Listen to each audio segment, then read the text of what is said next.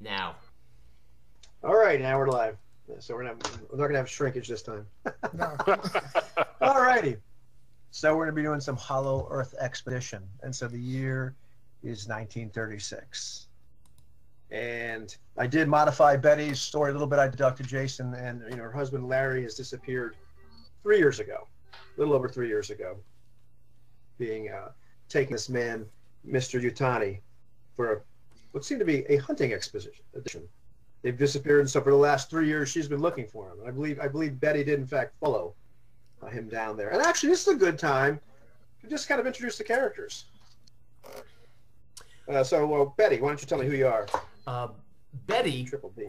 Betty met her husband about 8 years ago, and he snatched her away from her little hometown of Omaha and took her all over the world, hunting and seeing the world. We've been in the Amazon basin now for 4 years ago when he took out Yutani on a short little hunt and never returned. And Betty has stayed working as a hunting guide and looking for evidence or trying to find the whereabouts of her husband Larry. She is 36. She is 5'5", green eyes, light brown hair, and she is ultimately so in love with Larry. That's what drives her to stay here. Gotcha. And what about our intrepid reporter? Or well, is he really a reporter? Who is he? He wants to be a reporter. Yeah, this is Quentin P. Delaney. This is a young kid who used to run in a gang back in Boston. And when he was a kid, the street con games and maybe hustling whatever they could get their hands into, some robberies of some houses. But eventually he gets sent to a Catholic orphanage, and priests tried to straighten his crooked ways, and he sort of starts getting interested in writing, and starts reading newspapers and biology books and stuff like that, and eventually dreams of becoming a reporter. So while still a young man at 17 or so, he runs off to New York and tries to break into reporting. And he's heard of this millionaire, Mr. Weyland, who's organizing some expedition, and he's been inspired by young people traveling the world and the works of Jules Verne. So he decides to con his way into the Weyland expedition, posing as some sort of biologist. He has read a bunch of books in the high school library, and he reads a lot of nature magazines. So he figures he could bluff his way inside, right? And that's how he joins the expedition. Gotcha. All right, and what about Cole? Samuel Cole Thornton. Well, Cole originally a farm boy from Nebraska, who back about 20 years ago, the Great War was going on. So he lied about his age to join up, and he joined the Marines, and he fought in Europe. And that's where he learned not only to fight, but also the meaning of duty, and that became one of his driving forces. But also, he just couldn't go back to the farm to shuck corn or punch cows or whatever it is you do in a farm, because I've never worked in a farm. And and he wanted to see the world. He has that pioneer spirit. So he was trying to figure out what to do, started traveling the world, and one thing he learned quick is he didn't want to be a mercenary. It's like just killing people for money. That just ain't right. That's just wrong. He's got this old-fashioned right and wrong sense. But he knows how to live off the wild, and he knows how to read a map, so he started getting jobs guiding people through the jungles, finding new routes through forests, and so he's kind of a survivalist and also works some security. He's been doing this for about almost 20 years, and he always wants to cross the next river, climb the next mountain, right, see the next forest. He's 35 years old, and he, looks like the protagonist of, or at least the tough guy of any of these old serials, right? About 6'2", 210 pounds, brown hair, blue eyes, clean shaven when he can get a razor. Right. Bomber jacket. Yeah, bomber jacket when when it's not too hot in the Amazon. Smiling Jack. Right. Nice. Right. That's cool because Quentin is a scrawny kid. And he's fast and nimble. He can throw a punch if it needs to, but he always carries his camera and paper and pencil, to take notes. Nice. So we start out, and you can hear the thrum of the engines of the DC-2 as Quentin and Cole are on this. Betty herself, well, she's already on site, more or less. But you're flying in this DC-2 from America to Peru. And you're sitting, and there the Professor Potts was also on this expedition, one of the consultants that's been brought on board.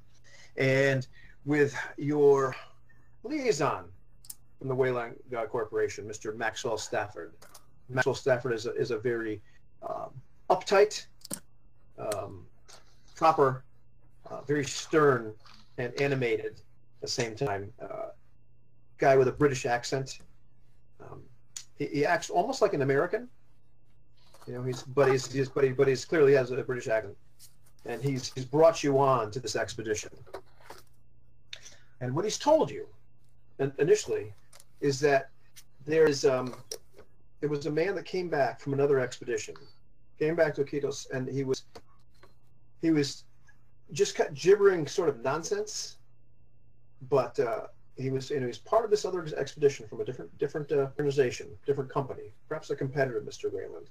And Stafford's a little tight-lipped about this. But the remarkable thing is the number of raw diamonds that were in this man's pockets. And you know that the Phillips Corporation actually sent him out. And he's talking about, well, yeah, I mean, you hear Stafford's, and so it was the Phillips Corporation that sent them out, a competitor of Mr. Weyland's. Oh, really? Only this one man came back. But the fortune of diamonds he brought with him has Mr. Weyland's attention. This is why he's brought you here. He needs some people that can go out, find this remote location, find out where this diamond mine might be, because it's obviously quite valuable. And what happened to the man with the diamonds? He died almost immediately thereafter. He went out with at least 20 or 30 people. We're not really sure. We don't have all the details of his expedition. It's not something that Phillips would actually share with us. We did have to do surveillance, if you will, which is par for the course in the business. But we did find out that none of them made it back. This man came back emaciated, obviously half raving out of his mind. But he did have some interesting things to say, which is why I brought some of you aboard on this little expedition. And Potts, who was like barely said anything to you, and Potts is kind of like this kind of a middle-aged, 45. Well, we'll call him 50. He's an old man. He's 50. He's a young, vital man. That's right. He's a young, vital man. And the first thing he said, and he's dressed in this explorer's garb. It looks like he bought it straight off the rack at Macy's. It's never actually gotten dirt or anything on it. It just looks like it should be. It looks like he's trying to dress like he's going to be an explorer. He gives you this air of a guy that's just rich. Got his head somewhere up his butt, so just snooty, his nose in the air. And he says, "You didn't tell him what the man said before he died, did you, Stafford?" Oh, what is that? Is it Dr. Potts? Professor Potts? You may call me Professor Potts. I believe that's probably the most appropriate.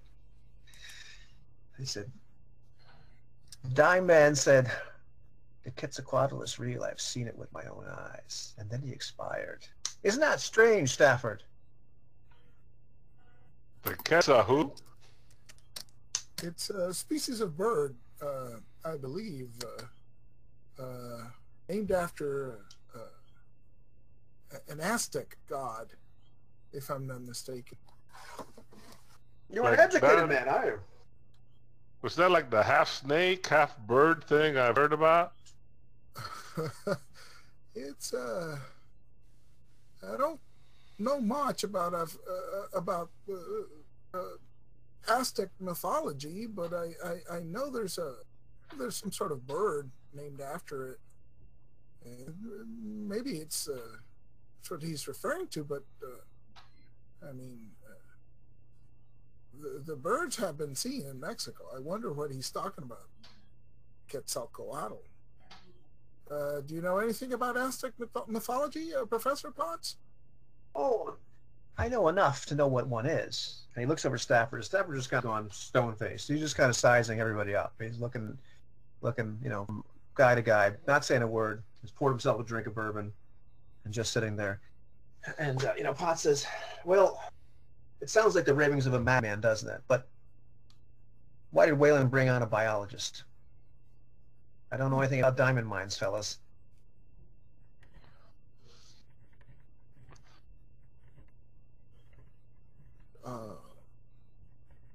Maybe it's some sort of new species. I believe this area of the Iquitos contains a bunch of species, I've read. Well, but the question is, this fella who came back, was he biologist, ornithologist, you know, bird watchers club, a Boy Scout? Because that's what it would take to get excited over a bird being real. I don't know. And, you know, Potts just kind of looks over at Stafford. Stafford said, he was a crazy old man. Nothing more.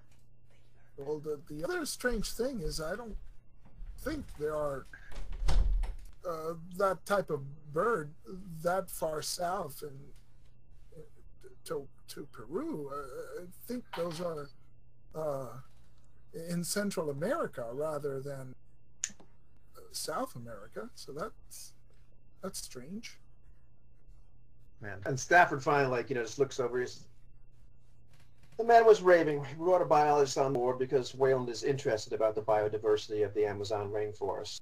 We call it a value-added trip. We're here to find the diamonds, but the Amazon is mostly unexplored. Constantly new species are being found. If there's something of value, we'll pick it up.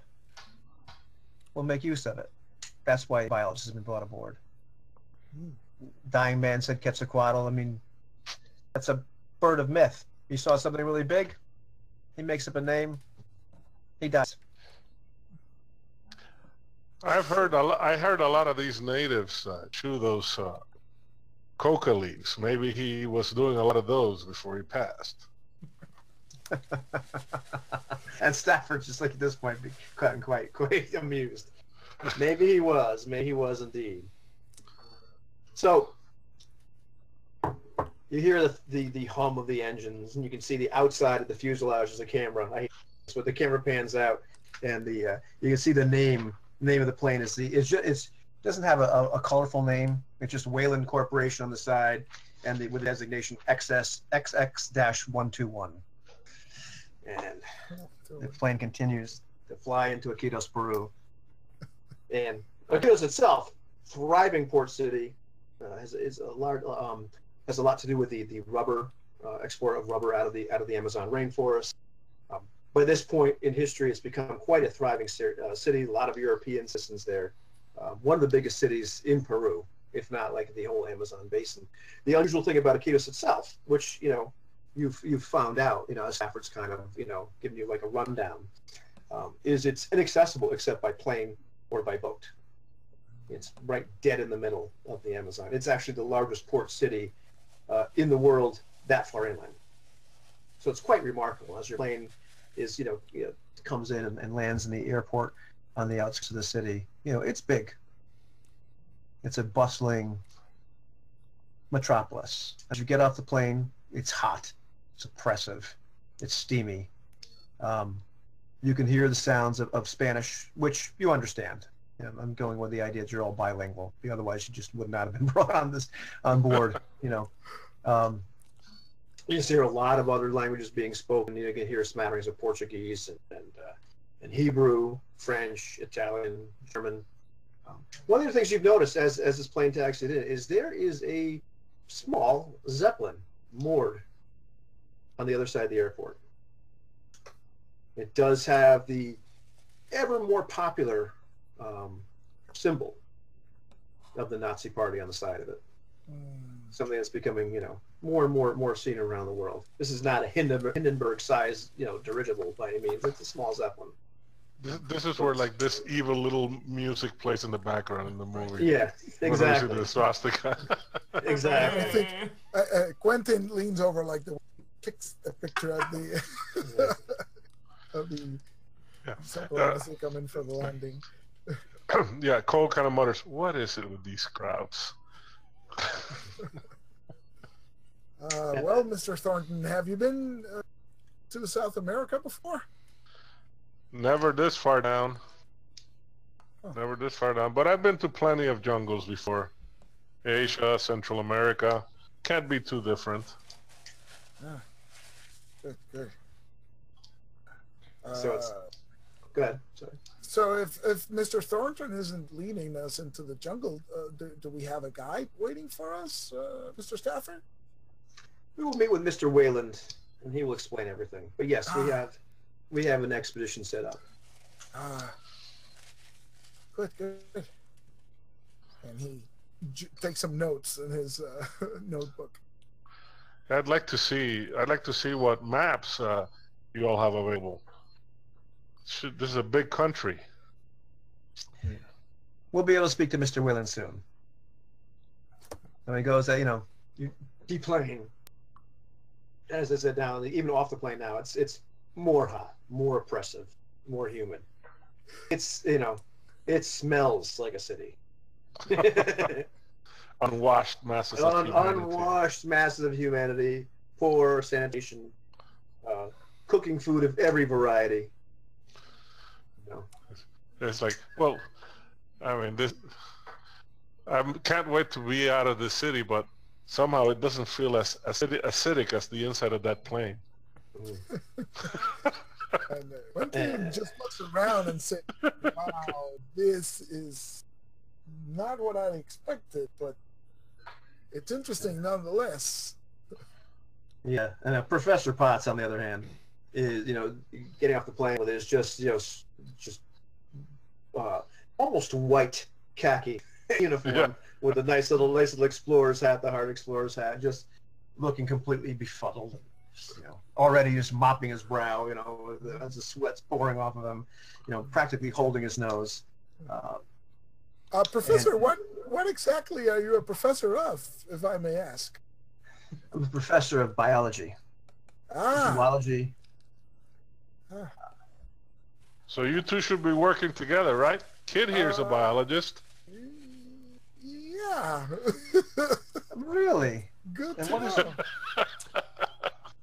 What is your specialty? Mine is herpetology and ornithology, as well as a strong feeling of botany and paleontology. A little bit of everything. More of a generalist, you could say. Jack of all trades. How quaint. And he just turns and starts walking. You have a few porters carrying most of your possessions at this point. And staff gets has you go into a couple different cars. He's got the people grabbing all of your gear, all of your stuff in a couple cars, and the rest of you are in a an automobile of a type of which I should have researched before we started this, but it's a period appropriate, really nice automobile.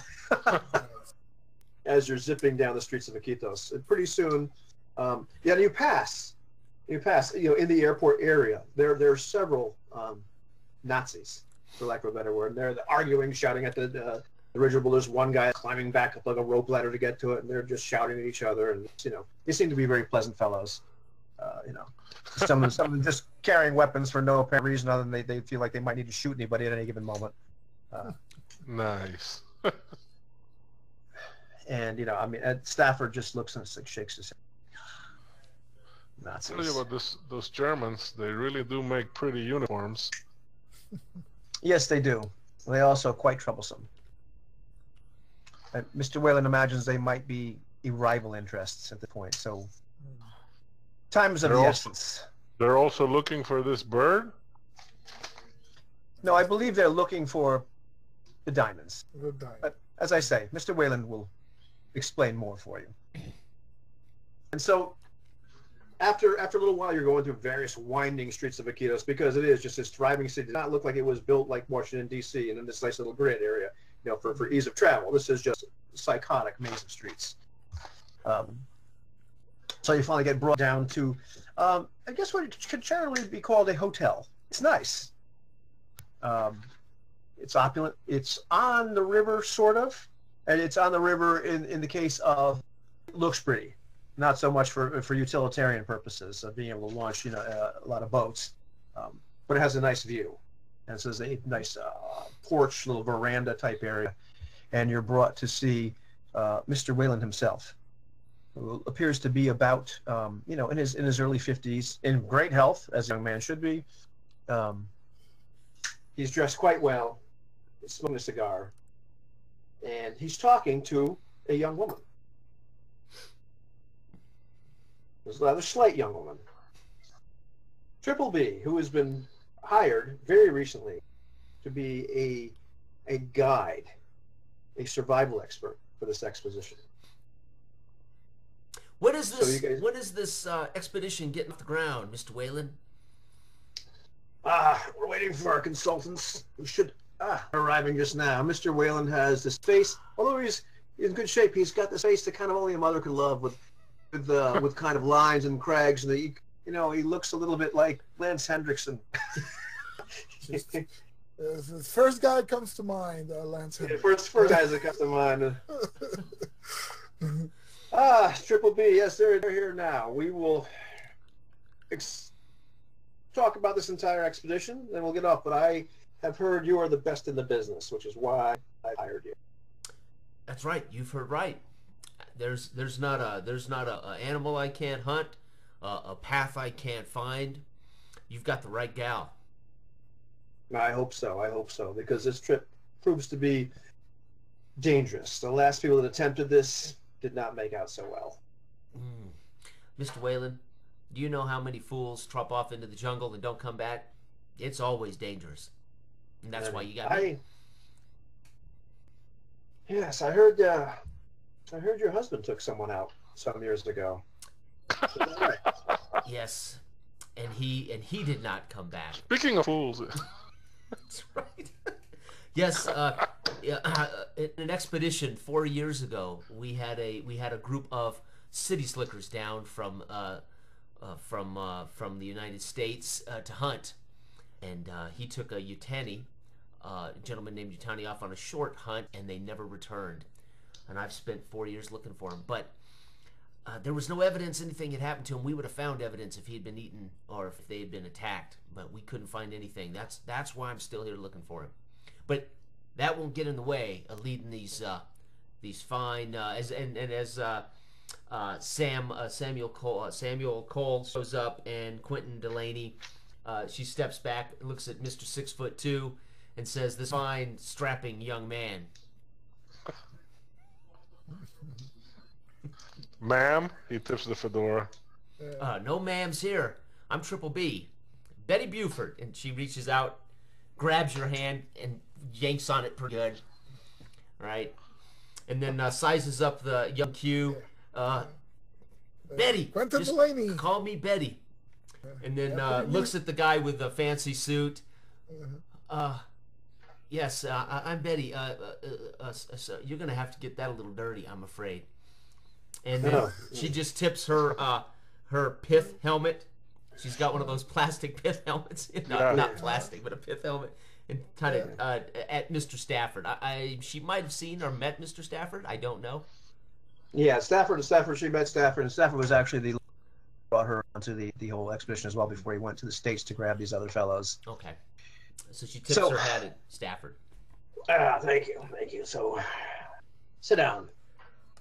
And so Weyland bids you to sit, He'll bring drinks and food, and he kind of waves, and you can see all of a sudden, you start to size up the situation. You realize that there are guards around. There are people that are, clearly Weyland's people, just kind of around the veranda. Nobody's got a gun or anything, but you start to realize there are men there that look like they're working for him. They're not small guys. They look too serious. They're dressed casually, like they're supposed to be having fun. Mm-hmm. They're not having fun. And you start to notice that, like, there's nobody really else on this area, around this area. So Stafford sits down. Mr. Weyland has brought you all here to spearhead this expedition. As you've all probably heard, there is what we believe is a large cache of diamonds somewhere out there. He just points out in the direction of the Amazon. You will go upriver. We have a boat waiting. You're going to go to this village. It's one of the last villages you can get to before this particular tributary narrows, because you're not going to follow that one anyway. You're going to go into the jungle. This is where that expedition started out from. We have a general idea. There is a guide in the village who is willing to take you part of the way. I don't trust him as far as I can throw him, which is why you are here, Miss Triple B. Gotcha. Because I want our people to be alive. I do not want this to be financial. Weyland can that. Well, he looks well. Mr. Weyland can afford that. But we are here for success. Gotcha. Now, clearly, the matter of the diamonds is of some importance. But we can go to South Africa. We can mine for diamonds. This is not the only reason we are here. And this is where you're sworn to secrecy. And all of a sudden, like, there's another man comes and brings out this briefcase and clicks open. There's like these documents, like non-disclosure agreements. Yeah. And there's also, as you look over these documents, there is the what you're going to be paid is far in excess of what originally was discussed. Yeah. Where do I sign up? Well, not so fast. There is the matter of the non-disclosure agreement. Give it to me. And she'll pull a pin out of the professor's lapel. Out of Potts' lapel. Yeah. Potts is like, just flustered, Excuse me there. It's quite irregular. And there you go. I'm ready. Now this looks like it's written by somebody who knows what they're writing. Can I have the short version? What does signing on this mean? This means that you will go on this expedition. You are going to help us find what we're looking for, and you will not talk about it to anyone. You will not discuss what you've seen with anyone. Sounds like a usual job to me. Yeah. Come on, Stretch. Sign the paper, Stretch. Yeah. We brought a person like yourself along because we need a survival expert when it comes to keeping people alive when something's trying to make them dead. If you take understood. Well, you will not be going alone. We have several reporters, and Stafford sighs and goes, "I will be going with you as well, to ensure that the mission follows protocol." Well, so Quentin as long signs as we the get paper something as well. straight, when we're in the jungle, Mr. Stafford, you leave the jungle into us. You want to get out of here? Talk to me. Understood. Quentin signs the paper, but then looks at Weyland and says, Mr. Weyland, I take it we're anticipating some sort of trouble. Is there perhaps something to this dying man's condition that we haven't been told yet? So Weyland's been silent this whole time. Well, the dying man came back, emaciated, wounded, some lacerations, nothing that a jaguar couldn't have caused. But he did mention the Quetzalcoatl. Now, of course, that's a myth. There's no giant snake bird. However, there have been reports from other people that have gone out in this jungle. For years, we've been monitoring expeditions, just keeping tabs on what's going on. And there has been sightings of very large creatures, birds, most generally a bird. People that have gone out in this particular area do not come back alive. And there are tales of other creatures that, folk tales, but too many of them. Maybe there's something more dangerous out there, something that could be valuable. Birds big enough to kill a man? That is what we've been told. It could be pure nonsense. Not a man as big as you, Stretch. That's interesting. There's a little 5'5" looking up at him. And Weyland turns over to Stavros and goes, I like her. Spots in the meantime is this is absolutely absurd. And yeah.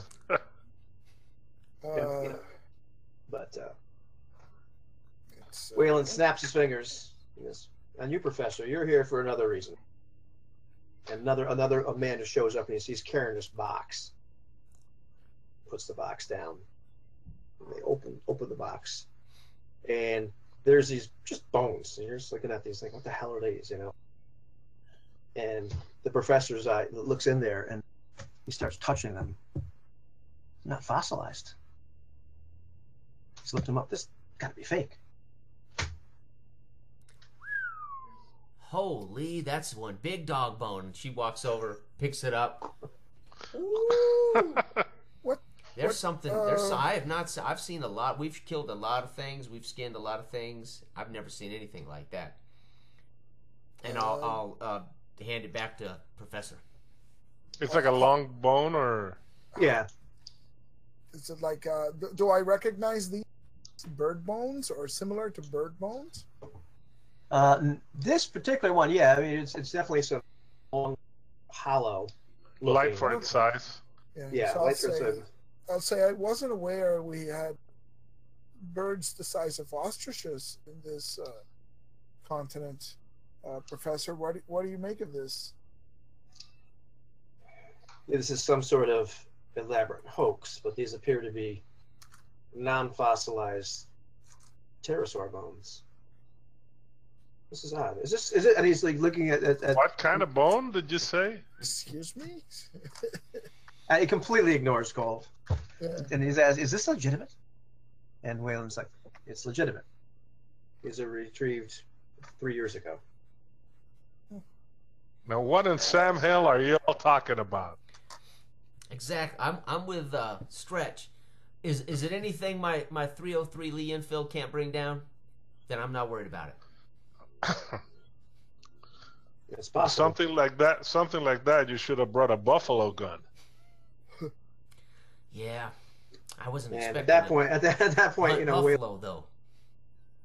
Well, just kind of ignores you, and comes back. I'm also very interested in the pre-Columbian art in this area. Something that we've also been keeping tabs on. There have been relics brought back, relics that rival those of any museum. Things that would be, in the right hands, more precious than diamonds. Parts of our history. One more thing. Mr. Stafford seemed concerned with the Germans in town under Zeppelin. Do we have reason to believe that these Germans are also aware of this expedition going on? Weyland just looks irritated. Yes, I believe the members of the Thule Society have some interested in some of these pre-Columbian relics as well. The Führer has shown quite a bit of interest in the occult. He is a suspicious man. So you're saying the new Kaiser, whatever they're calling him, thinks there's magic stuff in that jungle? Well, I've been out here a long time. Well, looks at Stafford and goes, There's nothing I like him magical too. out there. I like him too. I've been out here a long time. I can tell you right now, there ain't nothing out there but malaria, mosquitoes, and beasts. There's nothing magic out there, Stretch. Hey, listen, I'm not doubting what they're saying. I'm just clarifying. Yeah. I just want to make sure that that's what they're talking about. Mr. Weyland, do you know if the Nazis have an expedition and an actual guide? We believe that they do have an expedition planned. It's possible they plan to try to fly in closer to the area. I don't know whether they actually have a guide or not. She walks around the seats, walks over and says, "Well, maybe they don't fly out too successful tonight. What do you think about that?" Gives him a little wink. Boys, who here wants to help sabotage a little aircraft before we leave?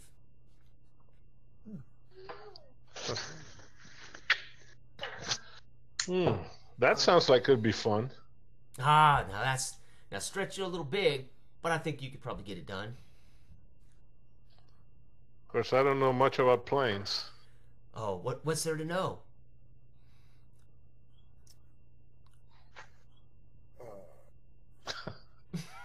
We just want to keep it from leaving the ground, right?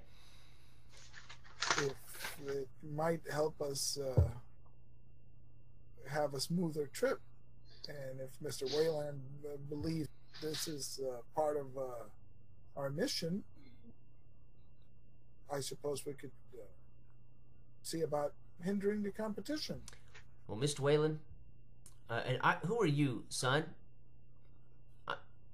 Quentin P. Delaney, man. Ah, Quentin. And who are you, Stretch? Name's Cole Thornton, ma'am. Cole Thornton. Cole and Q. Okay. Well, Mr. Weyland, this is the way I see it.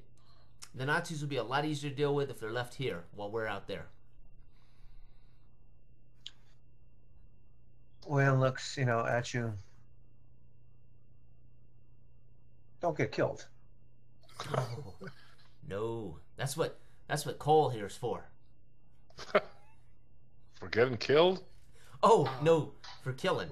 But we shouldn't have to kill anybody. We just want to disable an airplane, right? Is it an airplane they're using, or are they going in by Zeppelin? It seems like a very big ship to move Zeppelin. into the jungle. That'll be even easier. There's an airship over at the airport. It's all we've seen is a Zeppelin, said Weyland.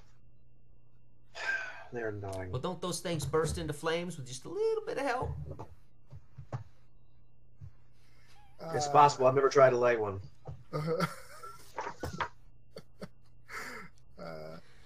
I suppose we could go take a look. It wouldn't hurt. Nothing wrong with scouting before going on a mission. That's what it's all about. What if we borrowed that Zeppelin for our own expedition? It seems mighty big. Does anybody know how to fly a Zeppelin? Well, how hard can it be?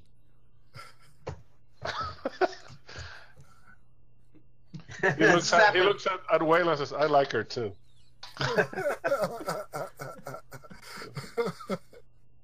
Well, so Weyland's getting a good chuckle out of this, but Stafford is starting to get a little irritated. We do have a boat prepared to leave tomorrow. I'd rather leave those Nazis here. But okay, once we're out there in the jungle. Do you believe that we can sabotage? You can sabotage without being caught? Well, without being killed? Well, now that's going to cost you more. No, I can't guarantee that. So we're in a race then. If we don't leave them behind, we're in a race. It appears we may be in a race. Then we need to stop having these meetings and get packed up. I agree, says Stafford.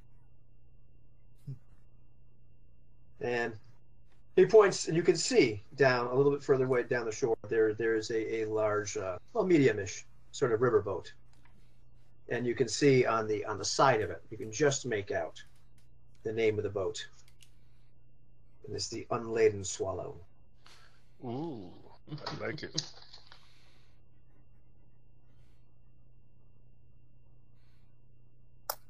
And already their porters starting to put supplies and what have you on.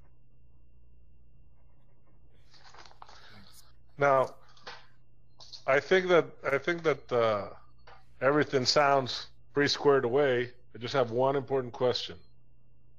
What's that? Is Mr. Stafford going to bring along some of that bourbon? Haven't had some in a couple of years.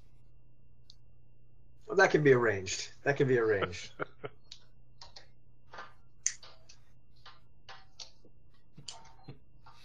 And Stafford actually shouts down in some language you don't understand. It sounds like a pigeon dialect. And one of the guys says, "Okay," and the next thing you know, you see they grab this case, So trucking this case of bourbon onto the ship. Kind of like the African queen with all the gin, just cases of Gordon's gin, just cases of bourbon. Nice. Yeah, I'm thinking that in the 30s they probably didn't export much bourbon to Europe and South America. No, not much, but they spare no expense. Yeah, excellent. I like this guy already. My father always said, "Can only trust a whiskey drinking man." Well, so are you guys doing anything before you retire for the evening? What is your plan? I will make sure they have not damaged my my weapon. I might actually, if they're unpacking and loading, I might actually take my weapon from them. Make sure that's not lost or damaged while they load the boat. Now, do we have a place to stay on the boat? Oh yeah, no, there's quarters. They're nothing luxurious. I mean, like hammocks and what have you. Okay. Yeah, I might want to wait until the evening if we're not shipping out right now, and maybe No, you're not. Maybe sneak back to the airport and see if I can't sabotage this Zeppelin. Okay. Anybody else gonna help her? If she comes over, yeah. I mean, Quentin would be checking extra rolls of film that he would have requested for the expedition, and just making sure his camera is all set up. And given all the talk of Germans and sneaking into airports, checking his Colt 1903 semi-automatic pistol, in the pocket of his jacket, making sure it's ready and loaded. And if Mrs. B comes over, I think he'll agree that probably it couldn't hurt to not have the Germans on our tail. Yeah, Cole would probably want to go take a look at the ship first, make sure see how how it's set up. More, thinking like a former Marine who's been trained to defend ships. You know what I'm talking about? Yeah. Oh, and well, of course. What the crew looks like. Of course, but we gotta look it over first. Yeah. But if she says she's still going over, he'll go along, even if it's not, even if they can't sabotage. It's worth scouting. So at least get an idea. Listen, right. Checking out the ship itself is a relatively easy thing to do. Okay. The crew looks to be fairly competent. Nobody that there's not a good group of mercenaries that you necessarily would trust with your life. But there are a bunch of sailors, a bunch of porters, a bunch of guys that have clearly been around here for a while. They're kind of they look like they know what they're doing. Our ship. You mean? Yeah. Okay. Your actual boat. Yeah. Okay. Actual boat. The quarters are nothing awesome. Is it like a defensible fortress? No, it's a riverboat. It's meant for transport.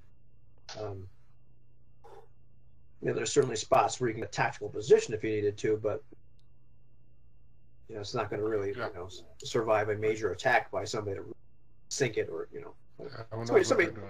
somebody torpedoes it, you're dead. But, or if they drop like those grenades from up on an airship, for example. Right. Yeah. Well, hopefully they won't be up in an airship. But so you were a Marine there, Cole? Yeah, I served in the Corps back in the Great War. That's where I got to meet some Germans. Ah, so they're friends of yours, are they? No. So looking at this Zeppelin, I would think that would strike your fancy, Cole. Well, I've heard that this fewer of theirs, the rumors I've heard about what they're doing, makes the Kaiser look like I don't know. Yeah, it's not good. And you know, they've been down here in South America and looking for warm water ports. You know, I haven't been back to the States for many years, but I don't really want them with submarines and shipping in the Pacific waters anyway. But that's for another debate. But I think we can. I think maybe we might be able to sabotage this airship. Let's at least take a look. Worst case, we'll at least get an idea of how many of them coming. Right. If we can get an idea of their forces, and if we can get to it, fine. But if not, I think responsibility is getting back to these here gentlemen so we can ship out tomorrow morning. But we'll see what we can do. Can't endanger the trip. We gave our word. Right, so as night falls, the city kind of comes alive. There's all sorts of nightlife going on, what have you. But it's easy enough to get back to the airport. You know, if you take a vehicle, doesn't take that long. Yeah. To get back over there, you know, you can have one of the Weyland's drivers actually get you there because there's no way you're going to find that by yourself. Right. Not after that freaking pretzel drive to get there. But you know, the airport itself is still lit up to a good amount, but there are areas of it is something where there's barrels and there's crates and various debris around there that you could sneak around or try to sneak around. Yeah, I'm gonna ask the driver. Clear where the Zeppelin is. Stop farther away first, and I have my scope from my Lee Enfield that's detachable, and I'd probably crouch behind and use the scope to look at the ground, and then the Zeppelin itself, and what the Nazis might be doing around the ship at this hour. The airship, I mean. The Zeppelin. It's pretty quiet. I mean, there's still a couple guys down there that look like guards. There's one guy sitting there smoking a cigarette next to some tanks, which I couldn't help myself. It's what Nazis do. Yeah, what Nazis do. They smoke next to the. Smoking cigarettes, and you can see he's like ridiculously close to these barrels of gasoline. makes no sense, but there he is. You know, boys. And you can see lights in the little. Yeah, you see lights in the little cabin area of the Zeppelin itself. Further up, and you can see there's men walking around it. Well, I'm afraid there's people in the Zeppelin. See, I was kind of hoping we could cut this sucker loose and it would drift. But if there's somebody up in there, then they'll just pilot the darn thing, won't they? Are there a lot of them? I don't know with this scope whether I might see one or two heads in the windows, but could I make out the cockpit area with my scope? You could. It's let's see. Is there an applicable skill for this or no? Perception-wise. I think we can... Perception, yes, and my perception's 6. Oh, okay. You take the average. You could probably tell you what. It's gonna be a hard task. So I think it'd be a 4. Like if you really want to see, So you say it's hard? Yeah. Okay, I'm gonna go for it anyway. I'd like to get. I'm hoping to get a little bit of successes above that, maybe. 1, 2, 3, 4. Got 4. Okay, yeah, cool. If I said the wrong signal word, I meant I'm. Yeah, you're able to look around there, and you can see after a while. It takes you a bit. You see the bodies moving around. You start to be able to recognize, not really faces, but you can figure, okay, it's that guy and that guy and that guy. And you can see there's 3 people up there. The Zeppelin itself, you've seen before, like when you were first there, at least 12 Nazis around. So there's clearly 3 guys on the ship. It looks like one guy's in overalls. Looks like he's some sort of mechanic. Cole. Now, what do you know about Zeppelin crew? There's 3 in the cabin, but there was about 12 here when I came in the other day. Dawson.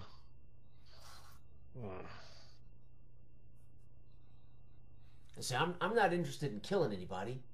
I just want to slow them down a few. All right. I have no idea what kind of fuel those things run on, but if it's gasoline, he points towards the guys who are smoking by the. Mm-hmm. Well, one thing's for sure: if we blow that gasoline, well, they won't have gasoline, but it'll also cause one heck of a fire for them to deal with over the next day or so. Is that the plan? Now, Cole looks around.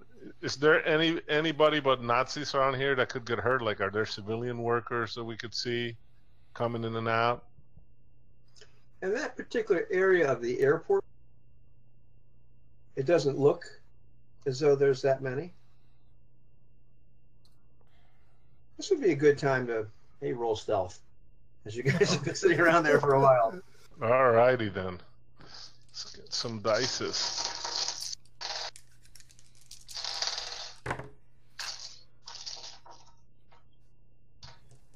Okay. So it's the evens, right? Yes, sir. Yeah, whatever you just call it, whatever. What is Go ahead. Standard game is evens, so 1. I got 3. You got 3. Okay. So our reporter in the shadows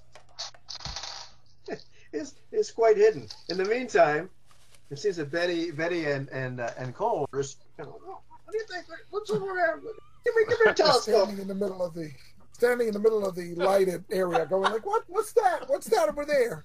Yeah, and you think you're in D&D terms, you think you're being stealthy, but you know what happened was as you're doing that, maybe it's the glint off the scope. You're really not sure, but one of the guys on the ground starts shouting in German because I can't do German, but he's just shouting, and the other guy with the cigarette, they're looking. He's pointing over there, and then the guy with the cigarette said, "You there? Come here, show yourself." Oh, honey! And I grab Cole by the hand, and I walk him out. Well, howdy, y'all. And I'm tugging him. Come on, honey, let's go meet this man.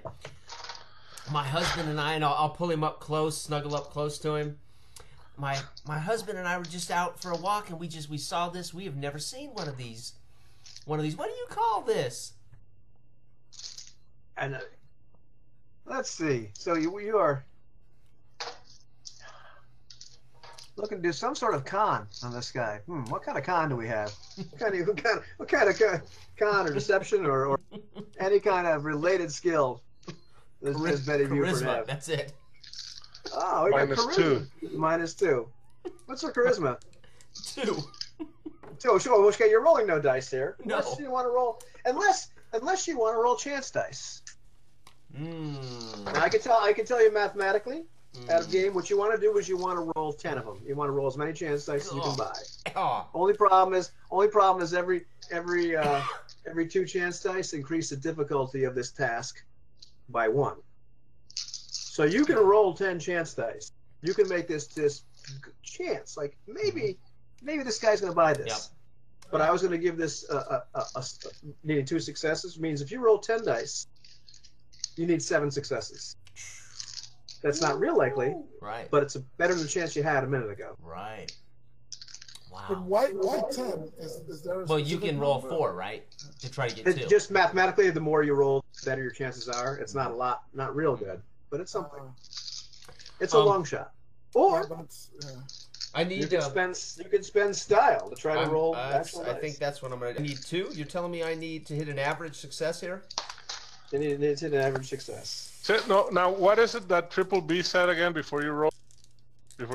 I said, honey, I pulled you out and then pulled you in close and said we were out walking, saw this, and we started asking what it was. Ask the German that saw us. So so Cole says, because I'm gonna help you.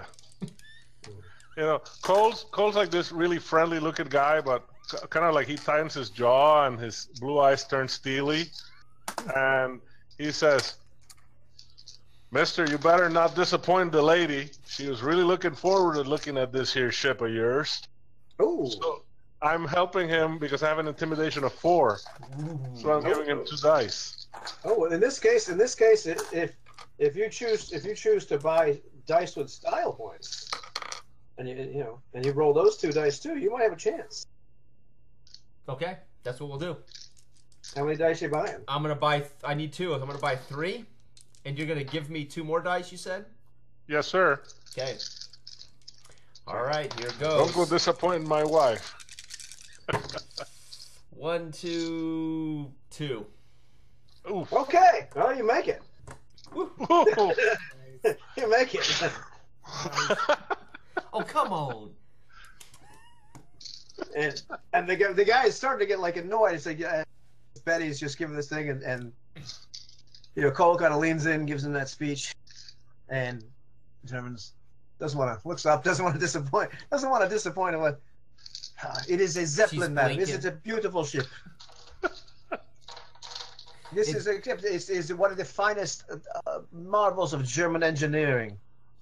For the Führer. You'll see, notice the Thule symbol on the side, the brilliant swastika of the Third Reich. Yes, we are familiar with that. What now? How do you fly this thing? What powers this? Petrol? Coal? What? Oh, well, there are engines which use the petrol, but then there is the hydrogen that keeps the entire thing afloat. Ah, wow. Now, will this be here all week? When is this? Is this going to be? Because I got to bring down my sister Lulann tomorrow. I wanted to see. Is this going to be here? No, we are leaving in a couple of days. 2 days. So I'd have 2 days And to so, bring her down. As this man who's talking to you, you can see on his little name badge, Fritz. this man is talking to the other guy who pointed them that way. Told him to turn. He's shouting this. Oh no, hold on, it's okay. They're okay. And hi. And I might back tug there, on. Fritz talking to you and shouting back at him in German. The other one just goes, hey. Kind of waves at you like that.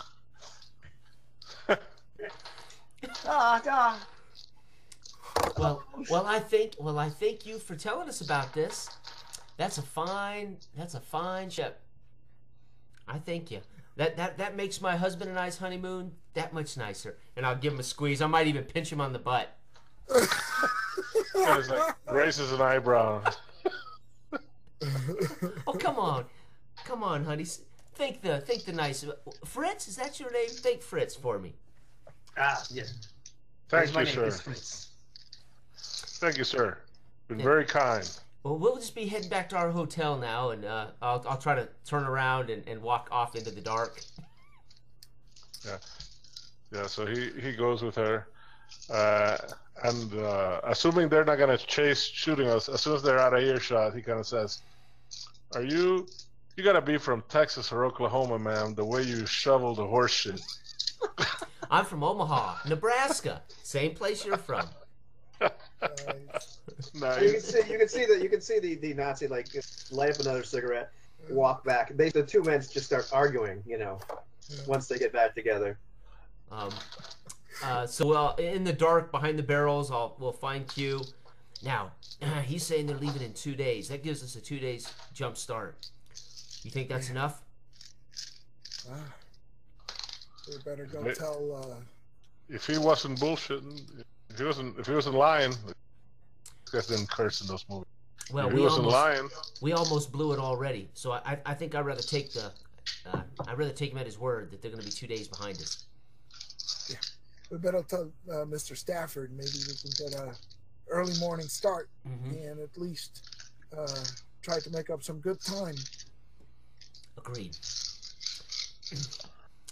So Who keeps rolling those dice? It's driving me crazy.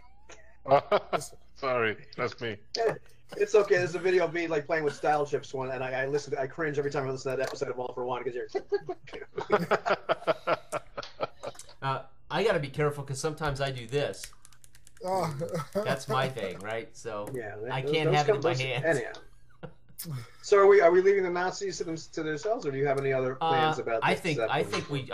I think we should go back and maybe rouse the captain and Stafford and get on the way, or at least wait till morning. But I mean, Yeah, it's like we almost got caught already. I can't imagine what our odds are. And there's a lot of them, so it's not like we can do much. Yeah. So back over to the Jeep or the truck and tell our driver to take us back to the boat, I suppose. Is that agreed? Yeah. Okay. And you find the man like almost asleep. It's, oh yes, of course, of course. He comes to, merrily drives you back to the hotel. The boat, you can still see the boat is being loaded in the night. You know, it's kind of like a slow pace, but there's just usual dock workers just going back and forth. Always seem to be doing something. Look about as busy as the Nazis actually did, but they always look like they're doing something, or at least they're pretending to do something. That's a big skill when you're a minimum wage labor. Yeah, yeah, exactly. The hotel itself that you're put up in for the night is opulent. That's the only way to put it. It's pretty nice. Nice. Weyland Nice seems to have given you like a night or two luxury before you go out and almost die horribly in the jungle.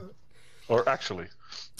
Well, I'll say goodnight to Cole and Quentin, and I'll tell Cole, now you don't get any ideas now. I'm a married woman, but that was quick thinking the way you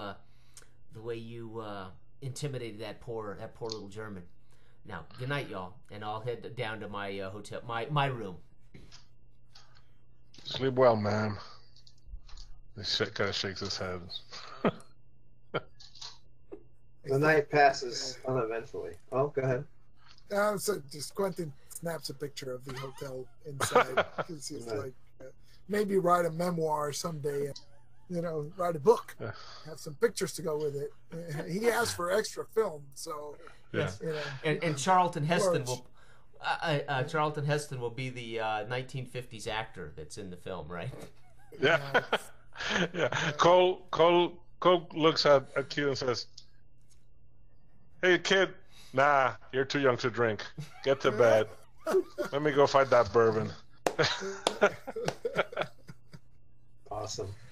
So the night passes uneventfully. It is dreadful. It is humid. It is nasty. There are mosquitoes. There's mosquito netting around your beds, but still some find their way in. But the night passes without incident. The morning, you have kind of a rushed continental breakfast. There's a lot of activity going on. Weyland is conferring with Stafford and making some sort of final arrangements.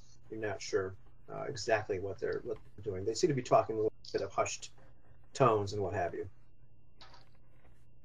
But finally, Stafford's like, "Good day, sir."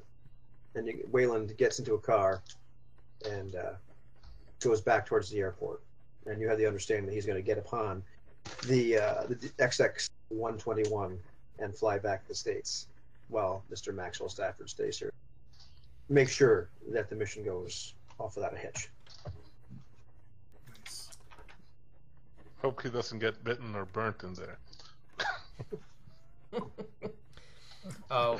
When I come down for my bacon and eggs, and that's the first thing I'll do is head over to the bacon and eggs.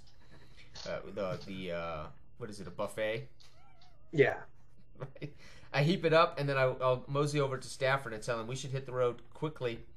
Mr. Stafford, last night we found out the Nazis may not be leaving for 2 days. We could get a nice jump start. How are you able to manage that? Well, a girl has her ways, and I wink and I sashay over and sit down and start eating. Nice. Awesome. Yes, they do in fact have their ways. I didn't size you up to be one of those charmer types. That's not why we hired you.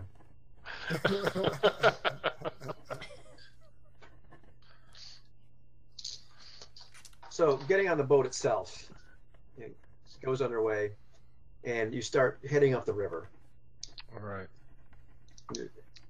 The staff tells you we're going to be going to a remote village, one of the last ones you can actually reach by boat before it gets too shallow in this tributary. So it's going to take us a couple days to get there.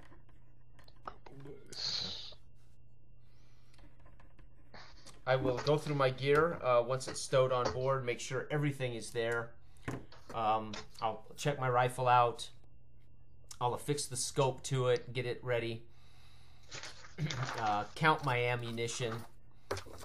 And then I'll make sure everything is in order. And then I might just enjoy the river ride. It is pretty. You know, it is. You can see various birds flying overhead. You know, macaws and parrots and things you just cannot identify. You know, every once in a while you see capybaras on the riverbank. You see one time you think you probably saw a jaguar. It's not really sure. Something disappeared into the banks. There's always you see caimans and various critters. Every single tree looks different. You know, you see a tree that you can identify. You know, can't really identify the species, although the Potts is saying, "Oh, this is this kind of tree, and that's that kind of tree." Well, can't resist but pointing out something that he knows that you don't. And Q's taking notes. Yeah, Q's taking notes, and he's snapping pictures of the wildlife. You know, occasionally he'll take a picture of the expedition itself, of Triple B and Sam, and Stafford and everybody, just to get for two purposes. Again, maybe he's now thinking, maybe I could write a book out of this, but also to, had some photos. Maybe you look into them. Make a slideshow when we get back. No, but maybe he needs to research more, do more research on Stafford and stuff like that, so pictures will help. Yeah. Yeah, Cole looks like what you'd expect from the movie series. The khakis. He's got a military style pistol belt with with the flap over the holster of the 45, and the only non-military looking thing is an antler handled Bowie, a knife on the other side, and then like the guy in the drawing, he's got the revolver he asked for in a shoulder holster, and he spends most of the time oiling the rifle they got him and inspecting it. Gotcha. It's about mid-afternoon on the second day. It's just after a while, it just starts to drag. It's just a bit of like a montage as you kind of like, and things seem to be going normal. It's just a little bit after lunch, and all of a sudden you hear a cry, and one of the men falls down with an arrow stuck in him. Oh. You look up and you can see like a hail of arrows from one of the riverbanks going towards the boat, and you can see there's some sort of tribes people in there with bows and arrows just shooting at the boat. You start to hear the sailors and porters, all who have just kind of like out in the deck. Some of them fishing, some of them just saying, start screaming, start running around, whacking at each other, and it's just this hail of arrows starts to descend upon the boat. Betty will take cover of the opposite side of the boat behind something. Oh gosh, A crate? Something, yeah. I'm trying to think what those are. The Mast? Yes, thank you. Yes. Mast. I'm glad to translate into English. Thank you. I appreciate it. We're all talking in Spanish. Exactly. Yeah. So she's taking cover, and she'll try to, from where she's at, see if the deckhand that took an arrow is alive or dead. Just an eyeball of the situation. The man looks alive. Okay. But he is down the ground. He's got an arrow sticking out of his chest. Okay. I will scramble on my belly out to him. And try to help stabilize with my first aid if he needs it. And maybe, if I can, then maybe pull him back into cover. Cole shouts out, all of you stop running around. Take cover behind the gunnels. And he's going to do exactly that, like duck down behind the gunnel and try to find where they're being shot from. Yeah, Quentin that's interesting. Quentin will do the exact same thing, like duck under thing, and wait for like when the hail of arrows goes down, and then pop out and try and take a picture, see if you can see who's doing the shooting, and then pop back down. All right, will the crew actually stop running around like idiots and start to behave in a more normal, civilized, and I have appropriate orders. I have an orders of 5 with an average of 2+. Okay, well then all you need to do is roll die. See, then you get that magical number of 3, which will help these people get their craft And I together. rolled a 4, so yes, I have it. Oh, fantastic! So they do not quite get in your ways. Most of the men stop. They and they listen to the voice of authority, of experience. They begin to just hide and get themselves into cover. I have to say, if I'm going to role play this correctly, let me see if I can do it. Is dejen de correr como gallinas. Tomen detrás de las cubiertas ahora. And so the men do the only thing they can do in that case. They go, see, Exactly. see. That's all I know how to say. So, Just stop running around like Si, chickens. senor. Take Si, cover senor. behind the Si, gunnels. senor. Right? yeah. That's awesome. Hey, look at. Got my gringo accent on pat. And this so surprises Betty. She's crawling. She stops. She looks back over her shoulder. I don't know what area in Nebraska that boy's from, and then keep crawling. And one of the men looks at the other one and says, I would die for Penko Thornton. as his men hide. But in the meantime, Betty is trying to stabilize this man with her medicine roll. Yes. And she had a medicine of 6. What was your? So yeah, so you're able to stabilize his wound at this point. He's taken a few lethal. But in the meantime, I need you all roll me a defense roll to see whether you get hit by an arrow or not. Outstanding. 2, 3. 1, 2, 3. I think you're right. Yeah, but that's how you have a defense of 3. No. I got 6 dice. So I'm Okay. Yeah. I got 2 successes. Do we have a benefit of cover? 2. Cover is 2 extra dice, right? Yeah. At this point, I mean, there's so many arrows coming in this first round, so to speak. Yeah. Everybody, just you were trying to meet or exceed 2. So you've all dodged these arrows, but there's just a hail of arrows still coming down. Okay. There's at least one other crewman that took like an arrow in the arm, but there's just still a hail of arrows coming at you. And if I feel I can move him behind cover, then I'll start to try to drag him into cover. Okay, yeah. Well, let's see. How strong is Betty Buford? 2. She's got strength of 2? I thought she Yeah, I had strength of changed 1. it. No, I changed it. No, I did. I made a video for you even. Okay, that's very Yeah, good. I posted a video that I made. Because otherwise he couldn't shoot the fancy British I rifle. couldn't carry Video it. evidence. Just Yes, three. that's right. Okay, so that predates us. Okay, I sacrificed a dexterity point for a strength point. Okay, yeah, you're able to drag him out. You're not. Okay. You're So average enough strength. I think right now Quentin has the camera like on his chest and is grabbing his cap, like he's got one of those soft caps, and he says, "Mr. Thornton, what do we do now?" Keep your head down. And if you see one, shoot him with something that isn't the camera. So, yeah, it sounds. He fishes for the semi-automatic Colt pistol in his pocket and tries to look over the what do you call the gunwale? Is that the gunwale? The side of the boat, and just like try and peek over and see if he sees somebody doing the shooting. Right. You can see there's just behind the bushes and the trees and everything like that. You can still see just like these faces coming out. Some have like bows and arrows. There's a few guys with spears. Some of them chuck the spears like ineffectually, like they just land too far. A couple guys with blowguns, and that they're just not quite reaching the boat, so it seems like the arrows are really doing it. But there's just a slew of natives. It's around that time you hear the first shots, and you realize like out of behind another section of barrels. That Stafford has a submachine gun. It's just blade. Yeah. I was going to say if they're hell of bullets. If they're they're primitives, maybe just the sound of the gunfire will scare them. So I'll try and shoot one if I can.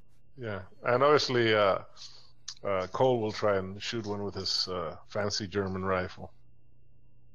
Really? And what is Betty Buford doing? I'm dragging him to cover, however long that takes me to get this wounded guy into cover. And then I'm probably going to peek over to my friends, or I will peek over to my friends, and I'll tell them, this isn't normal. I've been running guides and hunts down here for years. Natives don't do this. Somebody's put them up to this. And I'll duck back down. Well, you tell them that, lady. Okay, so Betty can roll her defense next round. Betty, go ahead and roll another defense roll. Okay. 6. Because you're not shooting at this point. Nope. Wow. 1, 2, 3, 4 on this one. Okay, so Betty is just bobbing and weaving, or you can describe how you're bobbing and weaving. I shouldn't do it. I'm popping my head up. You other fellas, go ahead and just roll your attack roll. All right. If you're rolling with a gun, just don't forget to add the damage the weapon does as well. Yeah, how far away are these guys? Range-wise, we're going to call them at I believe it's medium range. I forget. I haven't used the gun rules except twice in the game, so. It just gives ranges in feet, like. Yeah. Feet. So pistols are about 50 feet. Rifles are about 100 feet. Yeah. Short range, and then it's pistols go to 100 for medium, rifles go to 200, and that's more or less. Mm-hmm. Right. So pick a number of feet, I guess. Yeah, I mean you guys are 60 feet. Yeah, it's about right. 60 feet. All right. So. Nice. 2. Oh, not good. I got 4 successes. You do, okay. Out of 10 dice, so a little bit below average. Below the average? I just have 1. Yeah, it's really bad. You just have 1? 1 success, yeah. Okay. He's kind of doing this. Yeah, bang, he's... Bang. He figures the noise, at least the noise Bang. will scare them. Gotcha. So we were doing the serious situation rules right there. They're So, at this particular point, so as Cole is shooting, the arrows are flying towards him. Cole's shooting as well. Mm-hmm. It's a stalemate. Cole doesn't get hit at all, nor does he appear to actually hit anybody as he's pumping round after round. Our photographer, on the other hand, should have used his camera. Oh no!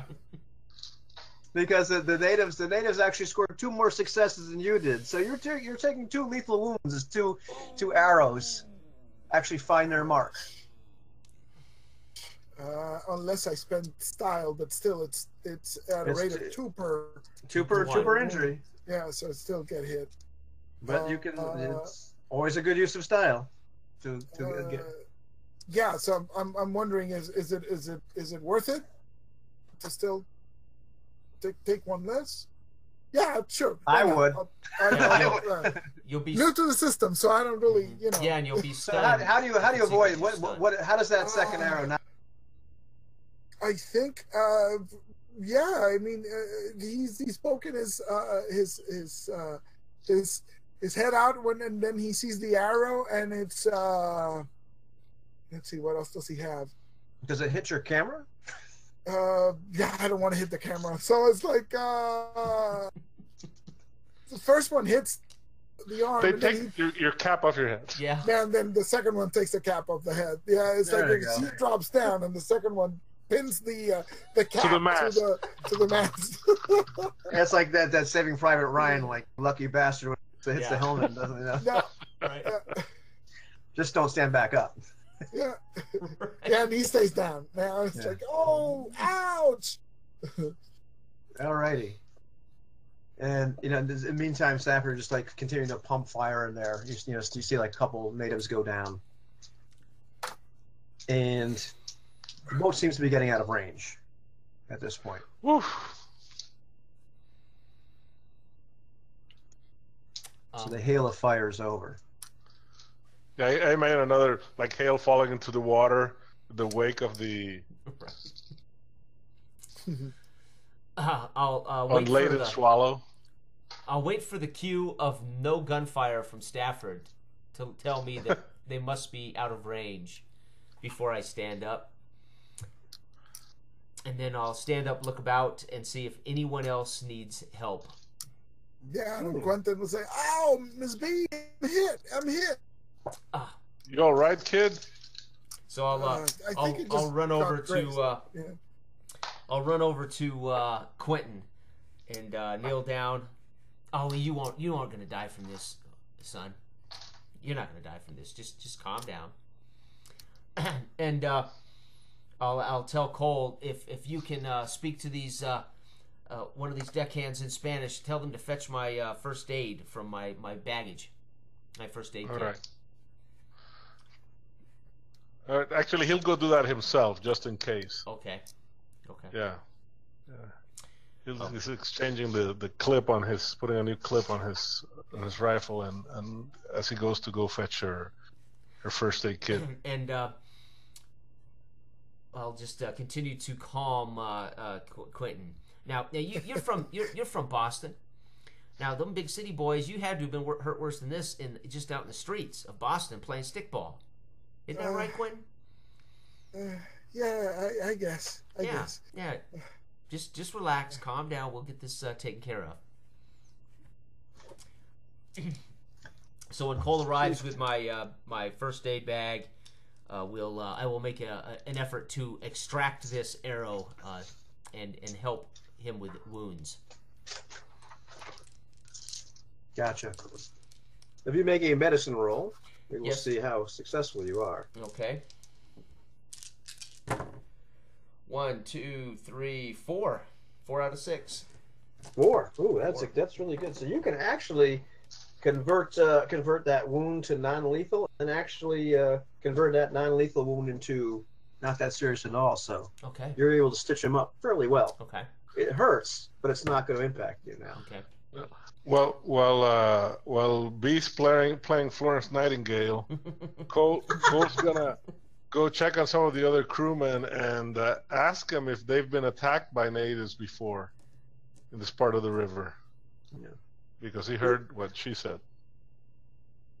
You find one guy, he's like, "Oh yeah, every once in a while we come through here. Not too long, but the Mazupi tribe, they hate people. They hate outsiders. Hate Europeans. They just hate everybody. You can't go walking around here." This is your guide, this woman? And then we should have been prepared for that. Who is that man you're talking to? If they knew that, we should have been prepared for this. Who are you?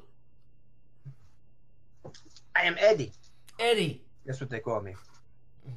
Eddie. If you know that and you're on this riverboat, you should have known that. For shame. I did know it. Did you see how I hit the deck? I did not need to wait for your big friend to tell me to shut up and hide. I hid. What do you think, I'm a stupid chicken? Okay, Eddie, are there any more of these tribes along here? Or are we safe? No, we should be good until we get to, BC. Are there any other tribes that aren't this tribe that could ambush us? Well, where we are going, who knows? There are probably several. Nobody ever really came back alive. We? Are you part of my expedition?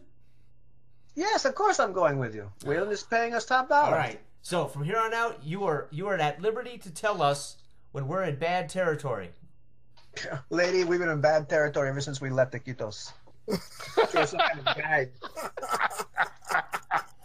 Ah, I don't. Now I know why no one comes back alive, gentlemen. Now I know why no one comes back alive. There you go, Quentin. I believe you. I believe you will be just fine. And she'll take out her penknife and she'll cut the arrow head off and give it to him and say, "You might want to hang that around your neck there, Quentin." Oh, nice. I think he does. He's like, "Thank you." It's your souvenir. Thank you, Mrs. B. And now next time, he'll say that. Keep your head down. I'm going to at this point too, retroactively, because I forgot to award a point of style to Triple B for her impulsiveness, which got you guys in so much trouble at the airport. Cool. Nice. Okay. Yeah. Cool.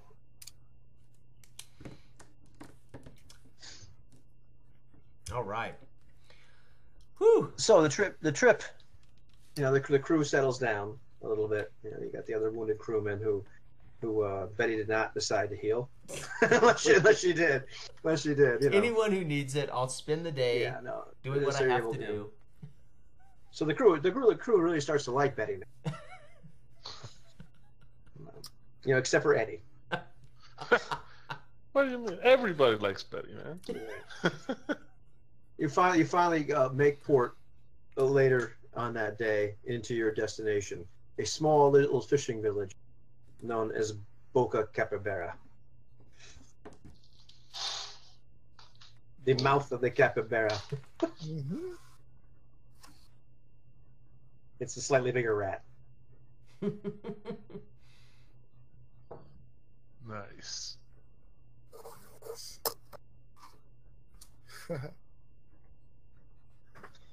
Here the porters start to take all the crap off the ship. It appears as though about like 10 guys are going with you, including Eddie. The rest of the crew is on the unladen Swallow is just crew.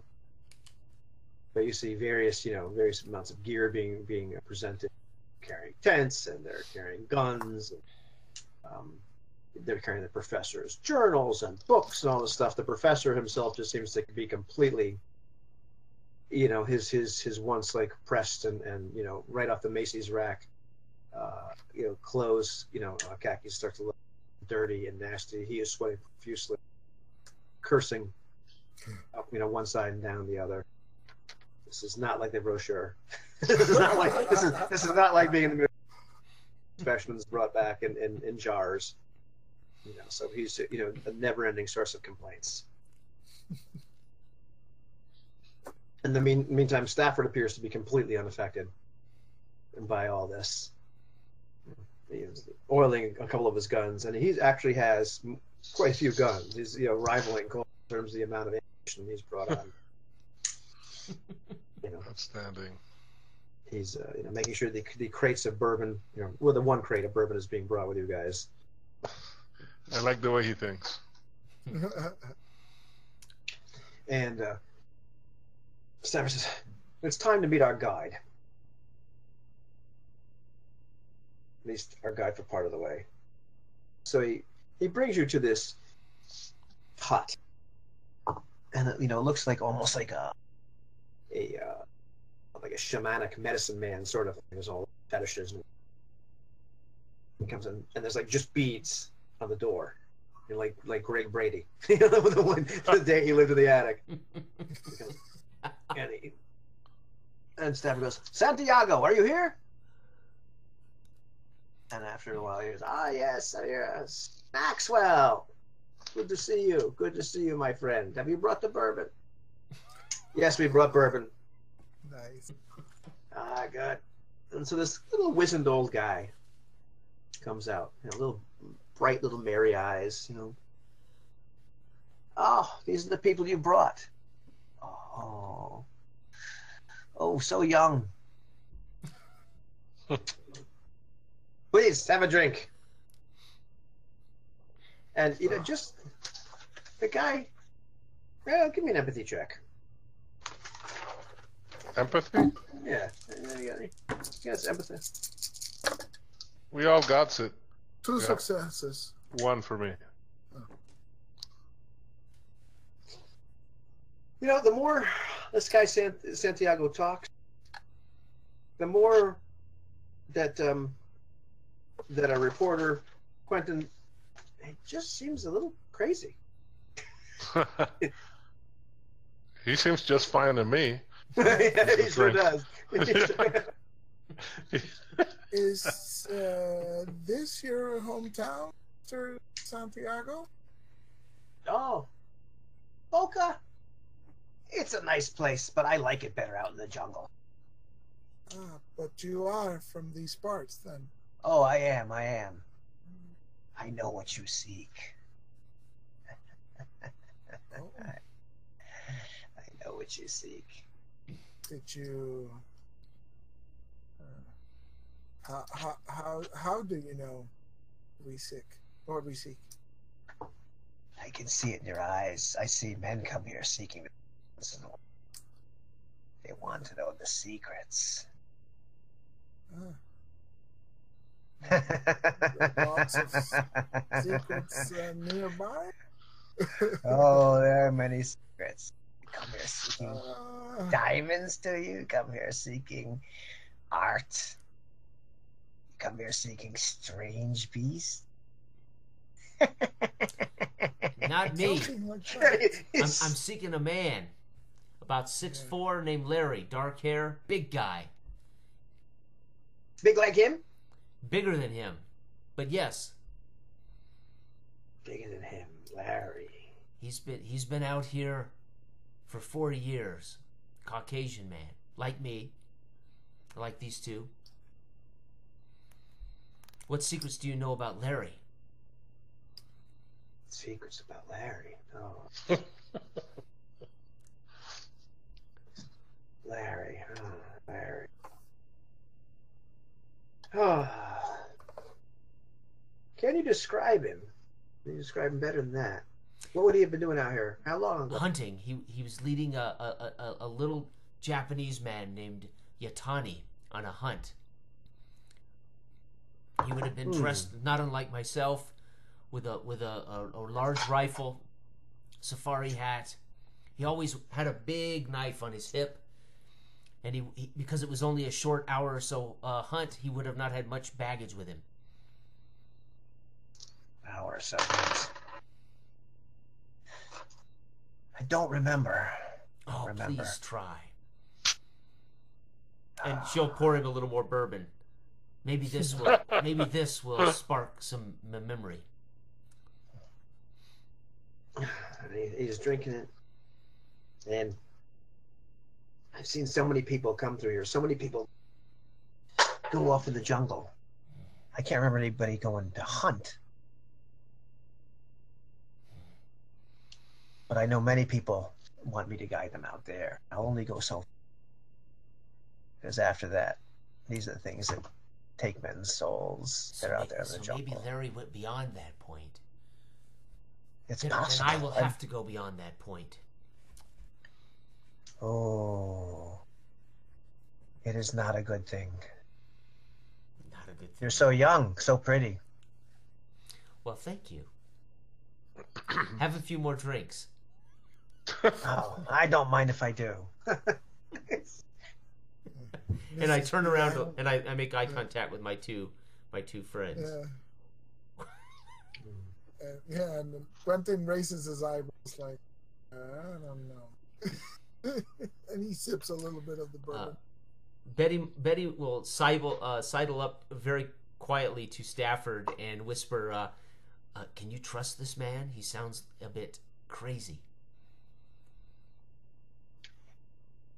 Looks over. He's a lot crazy, actually, but he knows this area better than anybody else, especially where we're going. Okay. How invested are you in this trip, Miss Triple B? I'm invested in doing my job for the money paid and finding my husband. So I am invested. I've been out here for 4 years for next to nothing to look for my husband. So you can count on me. I am fully invested. Do his tales frighten you? Frighten The me? dangers in the woods? No, but the big guy, Cole, it might.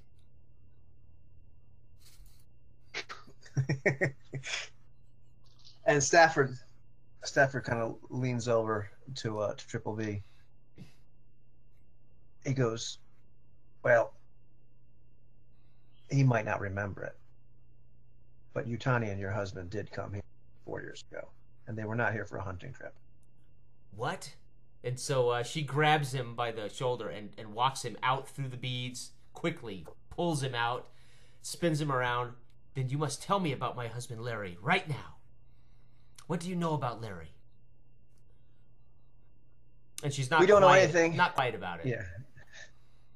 Now, control yourself. We don't know anything except Yutani had him take him out here because he was seeking for the same thing that we are. Yeah, Cole kind of like elbows Q and, quietly steps out to listen to this story. If you have any chance at all of finding your husband, it's out there. It's where he's taking us.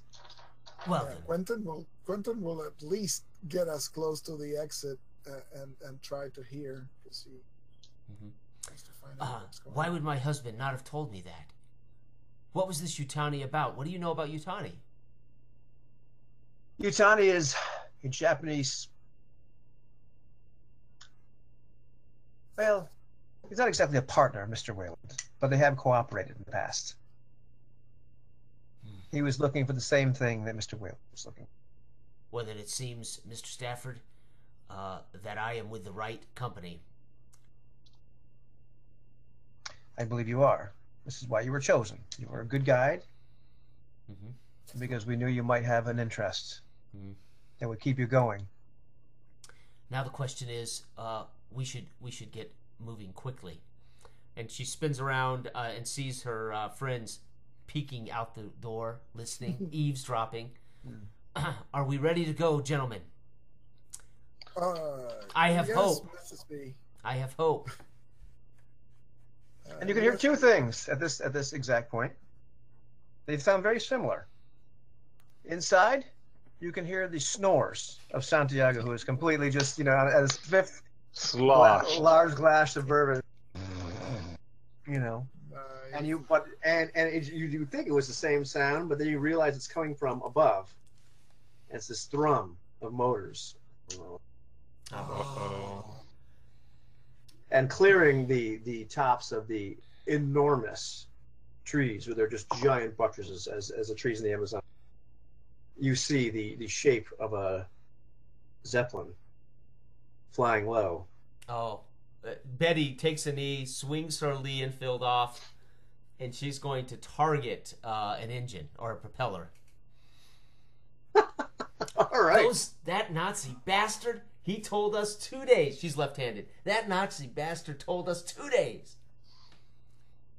I told her he was lying. And Stafford's like, "Man, are you crazy?" He's like, "Grandma, put over your rifle. We don't know what kind of weapons. They'll start shooting at us." Besides, you'd have to be Annie Oakley to hit it from. She puts it back on her shoulder. They're gonna beat us to it. What? If they kill Larry, and she storms off. She storms off into the trees. What do we do now? Our guide is passed out. Maybe we got to at least keep him hidden from the Germans, right? Well, Are there any other guides here in this? We have to get the boat unloaded and get our porters all set up, son. That'll give that Santiago guy some time to sleep it off. Let's set about that. And the Zeppelin passes. It's clearly not stopping here. Oh, That is our guide. We can follow the Zeppelin. huh. Yeah, but for how long, this Triple B? Well, they're going to find that they have a bird's eye view of where we're going. When they find it, they're going to stop. Will we be able to see it through the trees? The canopy might be too thick, and that will be our advantage. They'll have speed. We'll have boots on the ground. I tell Good you, point. if Larry dies because of our time wasting, Well, would you like to carry the drunk man? No, he can stay here as far as I'm concerned. Sober him up. Do we have coffee? I'll sober him up. Eddie, so Eddie, Cole, get some of that horrible coffee brewed up that you were feeding us on the ship. Cole goes over to Kim and says, "Make sure she doesn't kill him. I'll go see about whipping our reporters and guards into shape." All right. That's an easy thing to do over time. Yeah. To get people done. You know, you managed to Santiago kind of like, you know, he's not really sober, but you poured scalding hot coffee down his throat. Thick coffee down his throat. Thick, yeah, scalding hot, thick coffee. And I'm walking him. I'll walk him around, drag him around outside. It's like, Right. listen to Chris. I have a feeling I know why this Larry guy went to this jungle.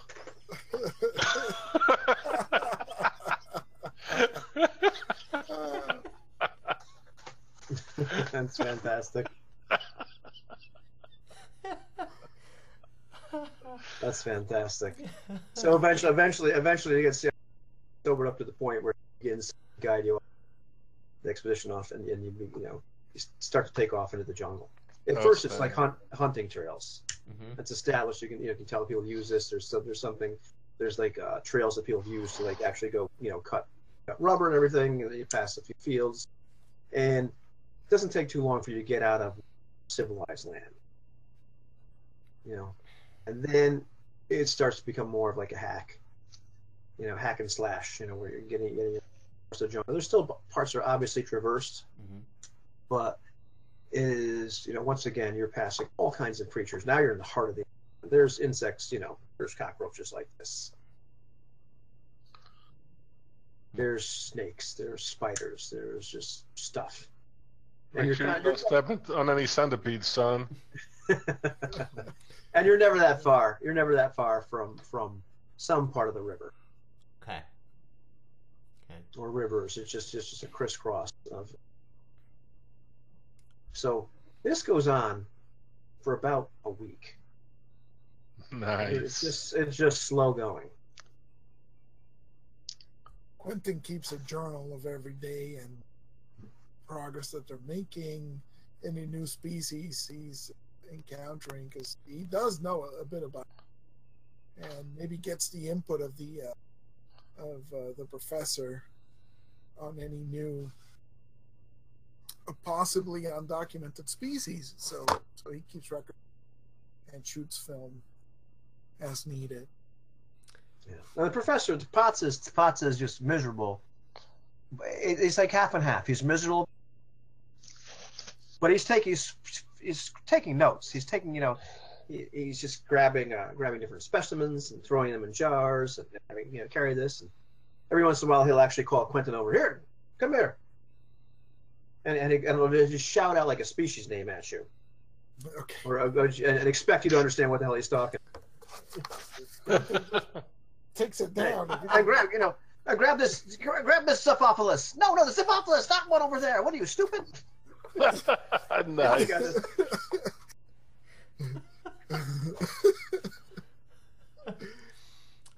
Alrighty. And after a while, Santiago starts to look a little concerned.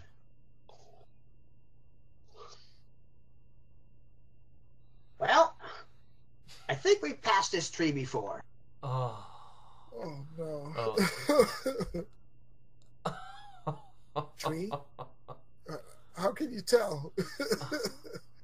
I don't know. He leans up against one of the buttresses, and then in the Amazon, trees are there are various hundreds of different species, but they're gigantic buttresses and root flares and everything.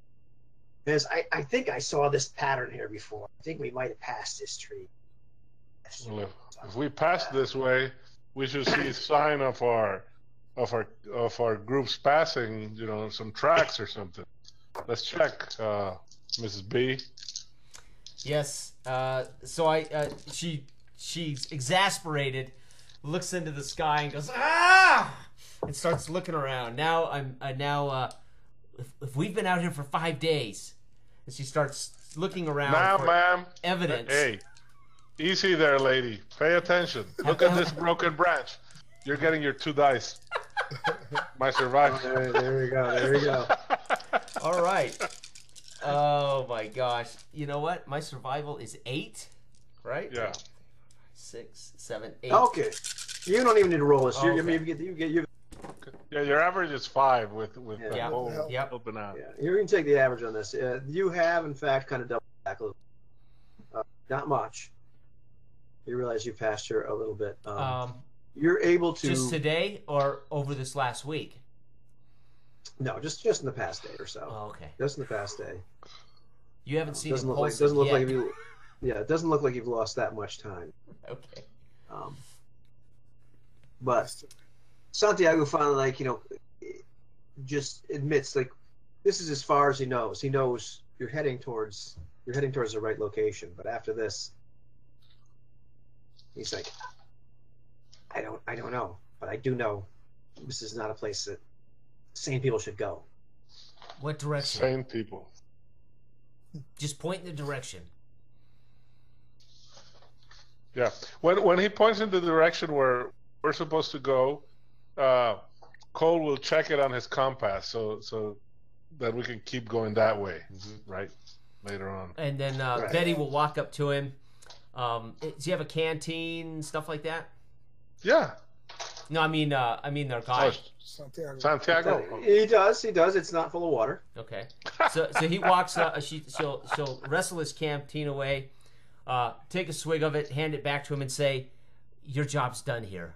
You can go home." Okay. Well, that's some serious bourbon. You swallowed. Your job's done here. You can go home. He goes, I think that's a good idea. Quentin pulls out the Swiss Army knife and opens it up, and at the tree that we passed, that we double backed on, he makes a mark like with an arrow, pointing the way back we came. And, Okay. and So the way you're supposed to be going is pretty much southeast at this point. Yeah. All right. Well, boys, it looks like I'm leading this circus from here on out. Southeast? Compass direction? Southeast? Yeah. In the meantime, Santiago takes off. Just runs, doubles back into the woods, and one of the village men that came with him starts to go back with him as well. I call Stafford over and whisper at all of them. I call everybody together that's with our group. Can we trust this Santiago? Stafford? I thought we had this conversation before. No, but he's the one that could get us the closest to here. Then I suggest we order Eddie to go back with him and keep an eye on him at the village. You could do that, Eddie. Because I don't want Eddie around either. I don't trust Eddie. So the people I don't trust, I think should go with him. We could use another man like Eddie around. Men. How come men always think they need more men?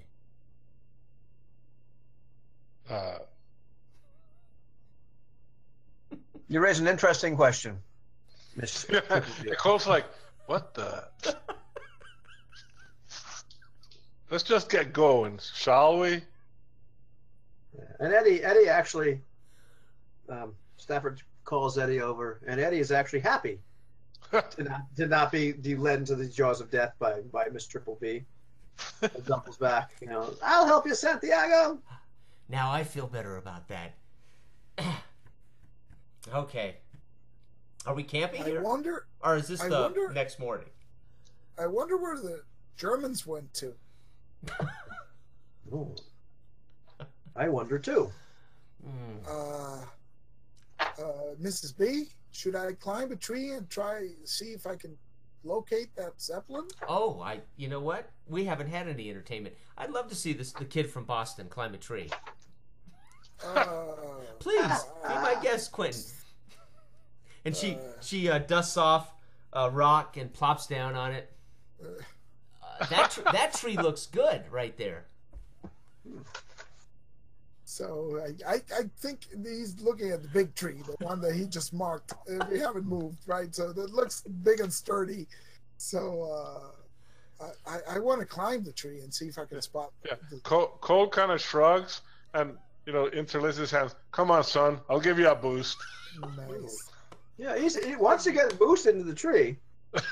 It's not terribly difficult at first. How are you exactly gonna do you have any you bring any gear? I mean, like there's plenty of expedition gear. So like if you're trying to use something to help you, go right ahead. Quentin, would you like this rope? Cook? And I'll toss it over to him. That might help. Sure. You got this tree climbing down, don't you, Quentin? With a little help, ma'am, I think I can make it. You're an athletic individual, are you not? A little bit. Reasonably. So let's see. Okay, well, you're gonna.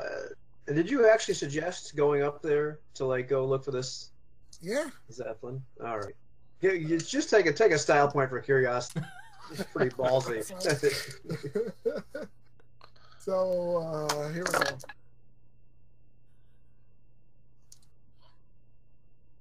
Woo! And what is that a roll of? Athletics with the help of both Sam and Mrs. B. The boost. The boost That in the rope. boosts. Okay, well, I mean, they're going to be able to help you in the beginning, but Okay. even without it's relatively it's relatively easy to get up there. You're managing to using rope and everything else to get yourself fairly high into this tree, and looking in the direction, the southeasterly direction. It's surprising. Like once you get way the hell up there in the tree canopy, and you're way the hell up. Betty, You've climbed and climbed. hole. You passed some insects that almost made you fall off the tree in a second because being startled. But you're way up there, and he's got ropes hanging from this branch and ropes hanging from so it's going to be this maze of getting himself back. He's only gotten up. Yeah. But you can. It's like amazing as you look out. You can actually see like the Zeppelin moored. And it's a good distance away. It may be some miles away, but there's this like plateau. There's like this like mesa rising right out of the jungle. Is that in the general direction of southeast, or? Yeah, that's exactly the direction. Exactly the direction you're supposed to go. Oh. And give me a perception roll. You hear the sound of axes. We'll get you down.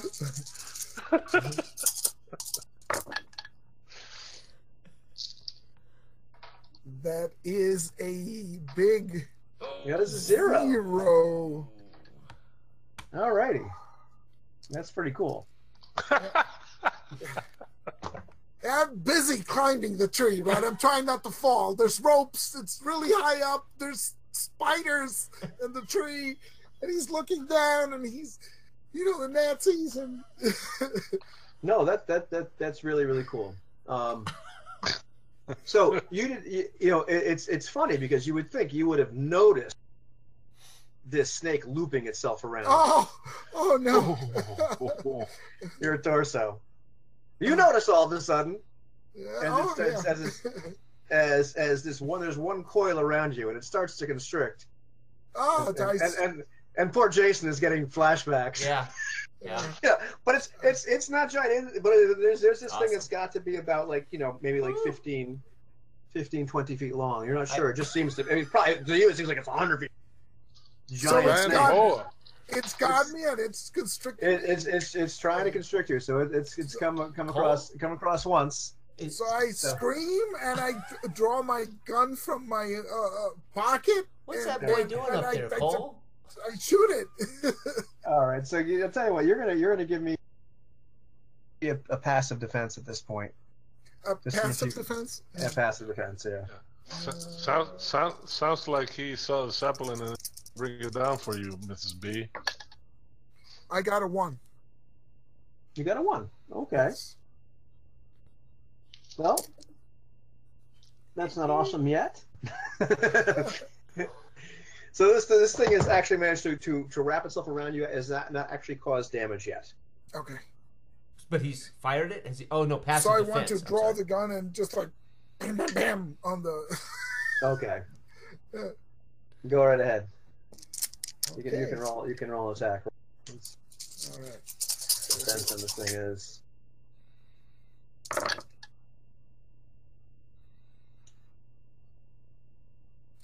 So that's. Oh wait, I forgot the 2 dice from the gun itself.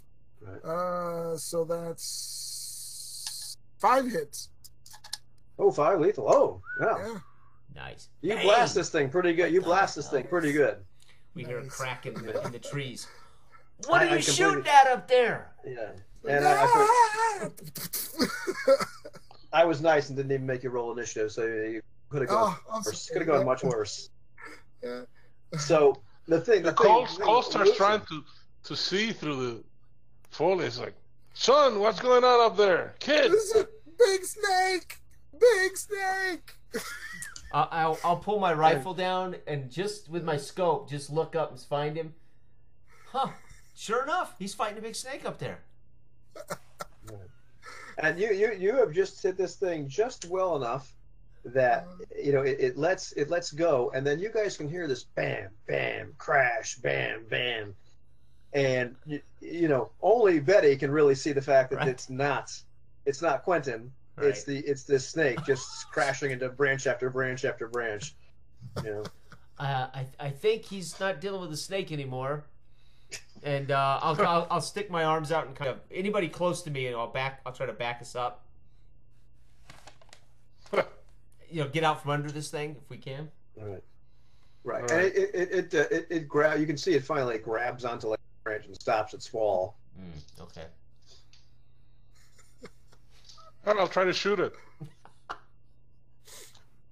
Okay. Can you find it? Go ahead. Yeah. Why not? Damn thing almost ate the kid.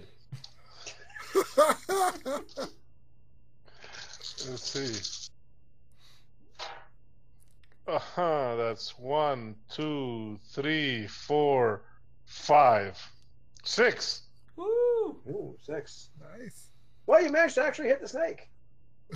As it's falling down. Yeah. No, when it stopped its Oh, fall. it stopped. Okay, yeah.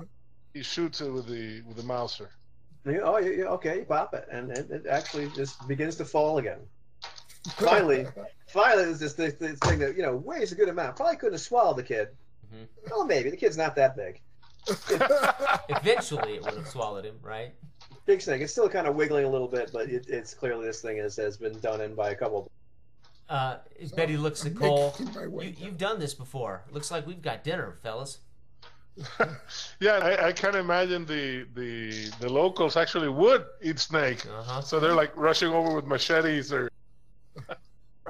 Right. Yeah, Packing it Yeah. up. Actually, some of the porters are already excited. Yeah. Look, real food. We haven't had real food except cockroaches and iron rations for days. Quentin, Quentin- are you okay up there? I think so. I think it's gone. I'm Well, you better coming watch, down. because he might still be up there. Really? Nah, son, it's dead. Come on down. All right. So, Because he might have a wife or something. oh, jeez. And you hear the rustling of the leaves as Aw. Quentin is trying to make his way down as soon as possible. Then he comes down and sees the snake and it's dead. It's dead. Yes. It's dinner is what it is. Did you see anything? Was it worth it? Yeah. I saw the Germans. They're in the same direction that Santiago told us to go. The ship is anchored. The airship. There seems to be a big mountain like a square mountain, like a mesa. Is that Okay. is that between us and it? No, I think it's anchored on the mesa itself. Oh, okay. A It's mesa in the middle of this jungle? With like without all these trees and such? Well, I could see a level surface. It seemed to be rocky. I don't know. I just got a glimpse of the thing and the Zeppelin, and then the snake was all over me. So that's what I think I saw. Betty goes over with her penknife and cuts one of the teeth out of this snake, brings it over to Quentin, and says, "Here's your second souvenir." He's gonna have like a necklace with it, like He's, tooth and by the end of this thing, yeah.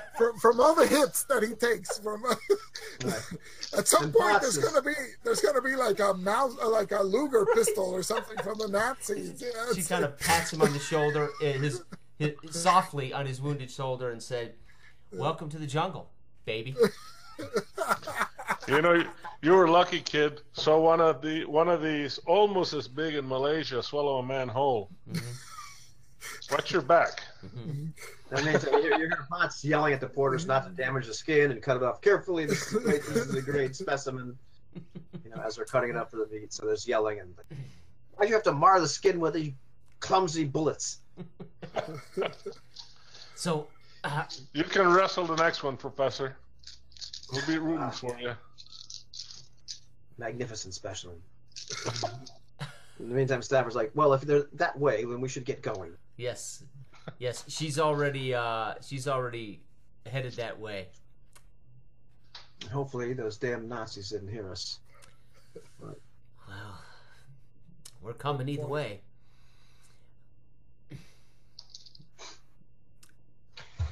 You're able to continue through the jungle with Triple B in the lead, making sure that nobody dies.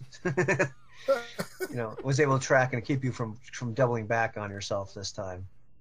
And it's, you know, even Cole with his survival and tracking are able to keep you in the straight and narrow path.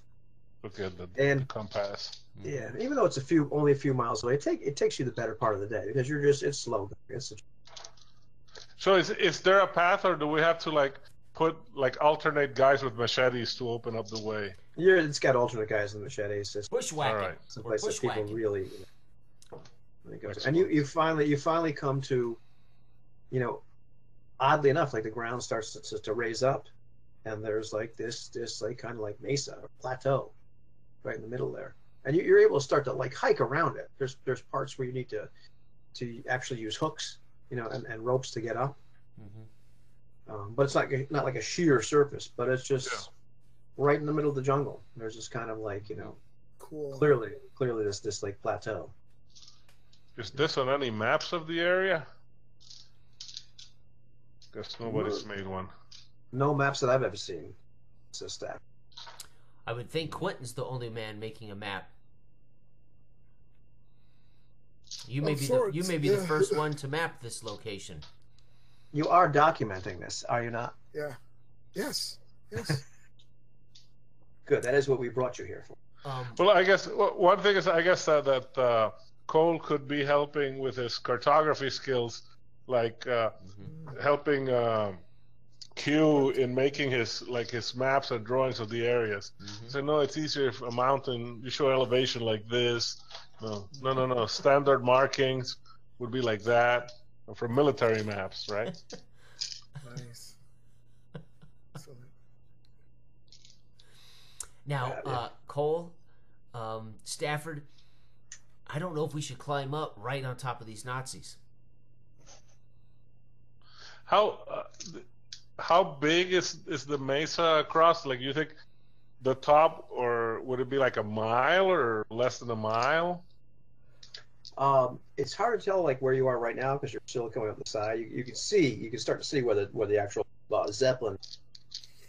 Okay. But on the top, you know, from what Q saw originally, you know, it probably a good mile or two. Okay, so it's huge.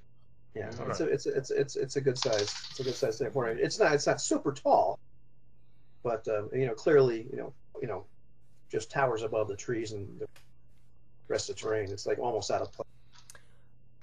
Okay. So we can try and climb, not close to where the Razzies are, and Right. Mm-hmm.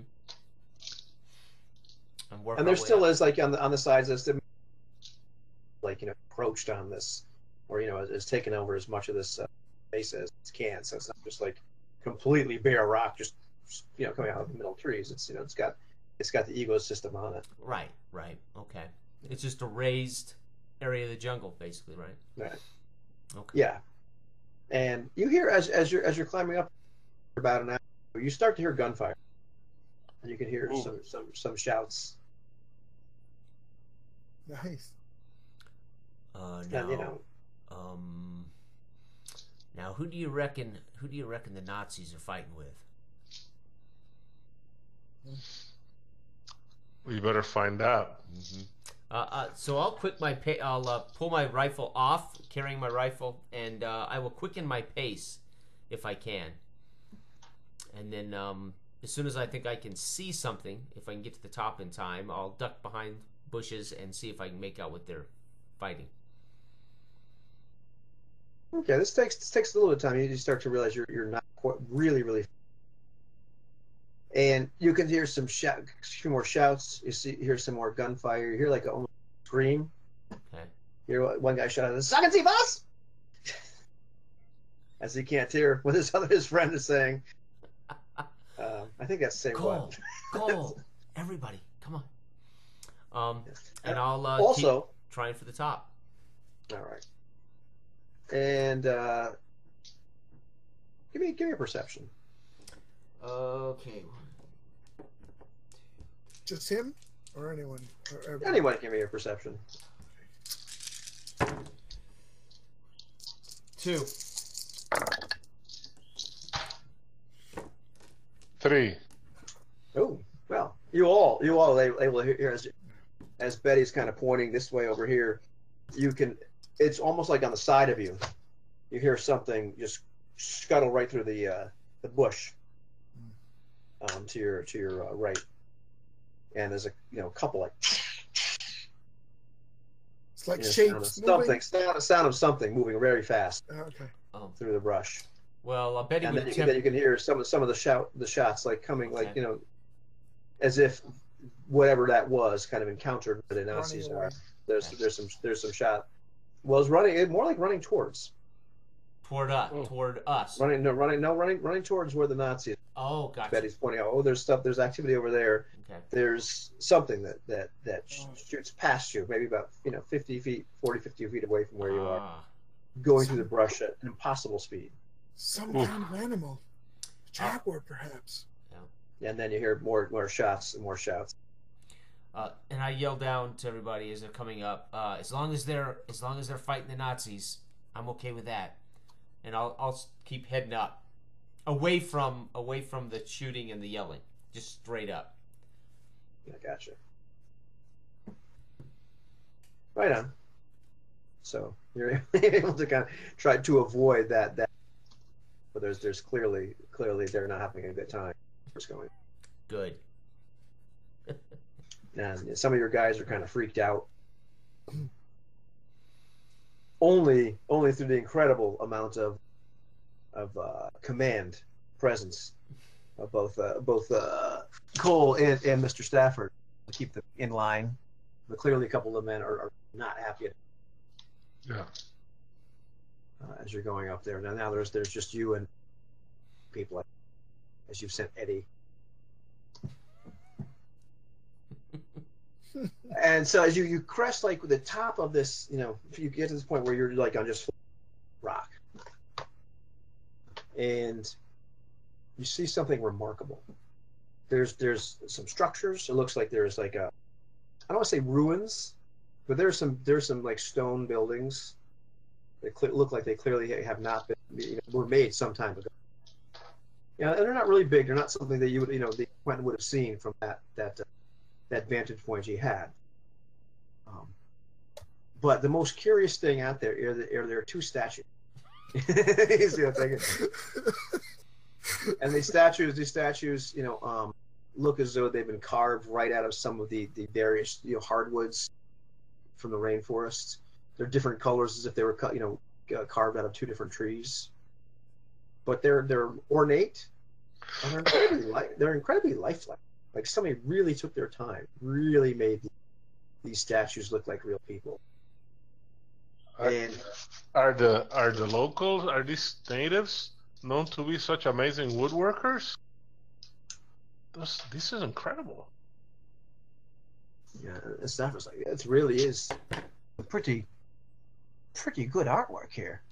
I know there have supposed to be some tribes that are this good. And I mean, they're people, but are they dressed like, in breech clouds, like natives, or are they?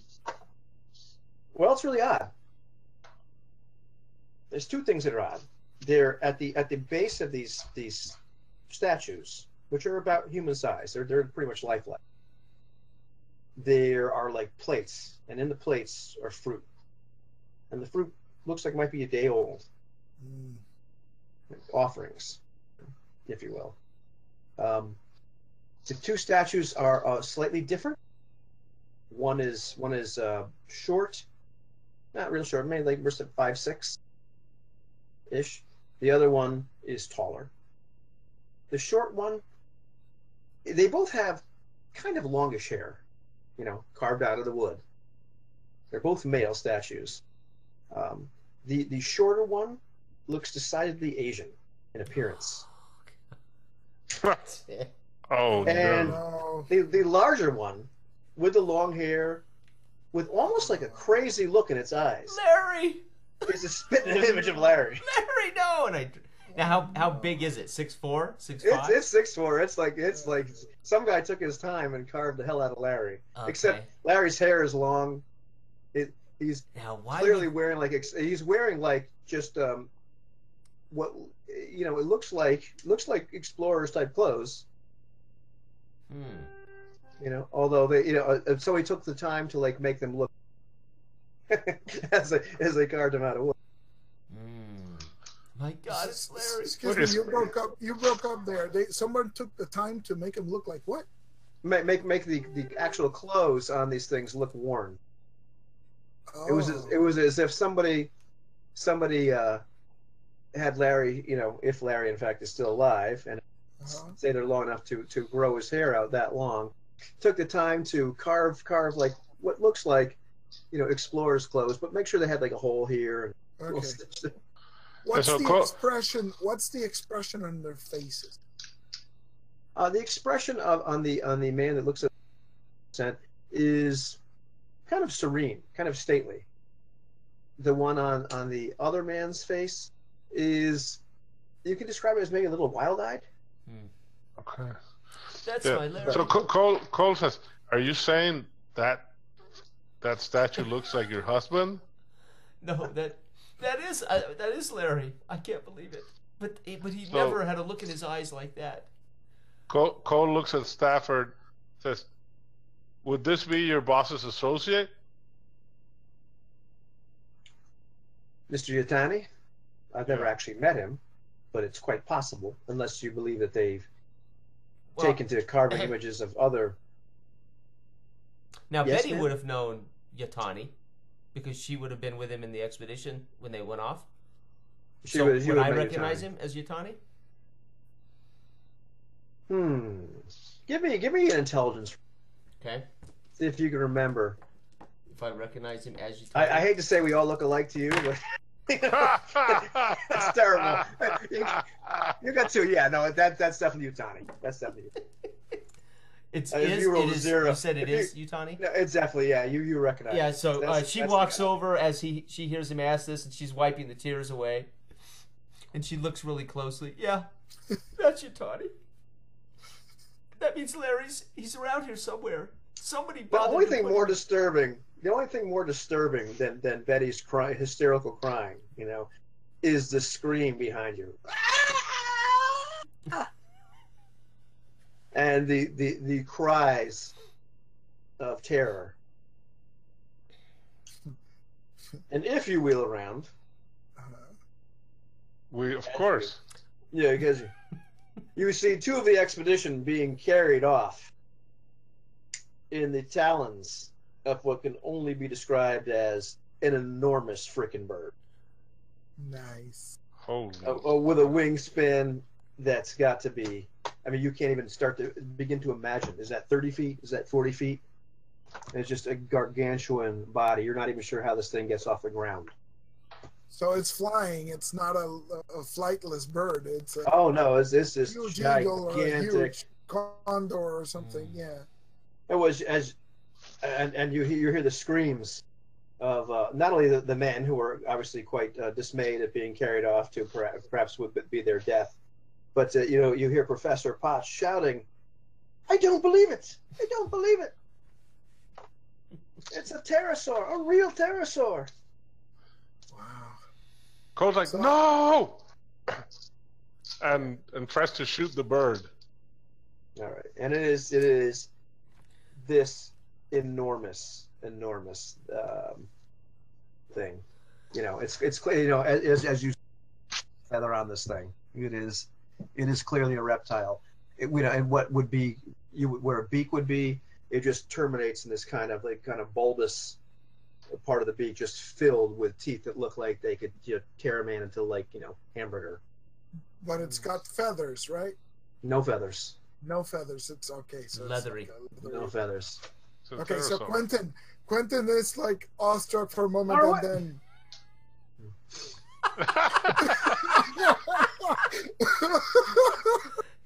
And Betty is standing over, still sobbing, facing Larry's statue, sobbing.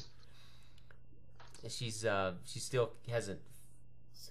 You big bastard! You can't take our friends! Okay, you're shooting the bird? Yeah. All right, go ahead. He can't let that bird take the guys he's been helping them. Go ahead, man. Man, let's see. With my puny little pop gun, 1, 2, 3, 4, 5, 6. Okay, you managed to wing it for 2 lethal. Out of 800. Yeah. For 2 lethal. No, it's not that high. Well, it looks like an 800 in my imagination. Yeah, about 800. But let's see what happens at this particular point. Yeah. As you hit it, it drops one of the men. Okay. This would be a good thing, except by that point it was Very over. high. It was very high. Not only that, but it was near the edge of the mesa. Oh. oh, So the shot, Carajo! you hear the shouts, Carlos!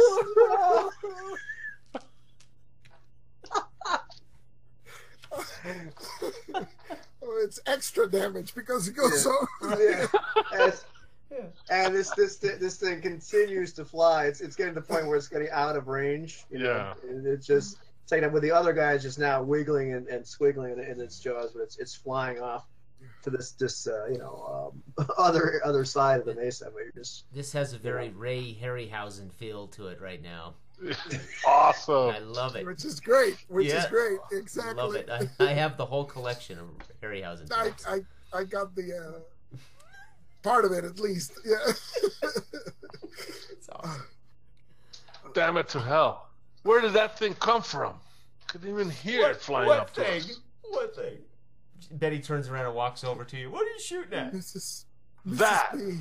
Look, He points at the huge bird with the little. What is that? Is that a quack saddle? it looks like a dinosaur. Oh. I hope that didn't get Larry.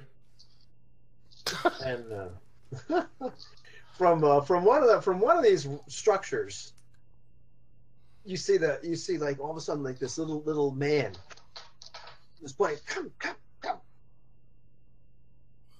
this way, come. Yeah. And he's speaking in English or in... He's speaking in Spanish. In Spanish, okay. Yeah. So Cole goes to the other guy and says, "Come on, you can't stay in the open. We don't know if there's more of those." Yeah. Quentin will say, "Come on, Mrs. B." And she'll grab up her rifle and her backpack and run with everybody. She takes an apple from the sacrifice. No. A mango. But she doesn't take her eye off the statue until she doesn't have a choice. Right. So you're able to actually go in front of this building, and there's like some stairs going down a little bit, and it opens up and fairly wide. It's still stone. It looks like they kind of like carved either something into the rock, or there was like a natural cave that the building placed on top of. It's not enormous or anything, but there are several people in there. There's at least a dozen, what you'd call natives, I suppose. They're have some odd paints, they have some odd ornaments. They have some piercings, which are a little odd, some bizarre places. Clearly, some sort of tribe indigenous to this area. Somebody probably have never seen that many people. Damn. But what? But the guy motions you in there, and he's talking like Spanish words. Some words you just can't understand. He comes to us, "Not safe. It will come back."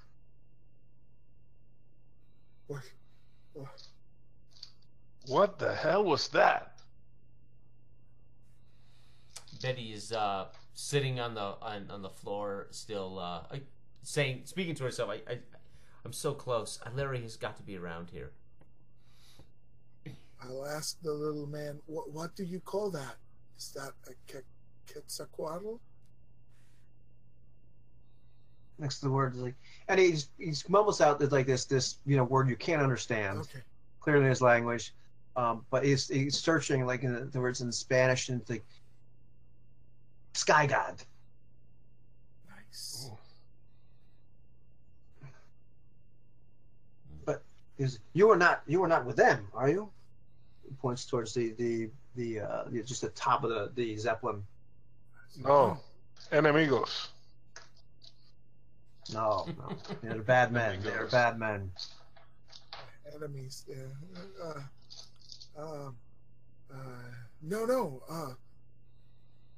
We saw other animals moving through the underbrush. Animales en la jungla. Rápido. What were those? They were the jungle tigers, the killers of men. Jaguars? No. Like the sky god? No. He's looking and he's searching for the words. He just can't come. Okay. For he keeps on. Sometimes. Never heard of a bear here. Also. Oh. Betty looks up.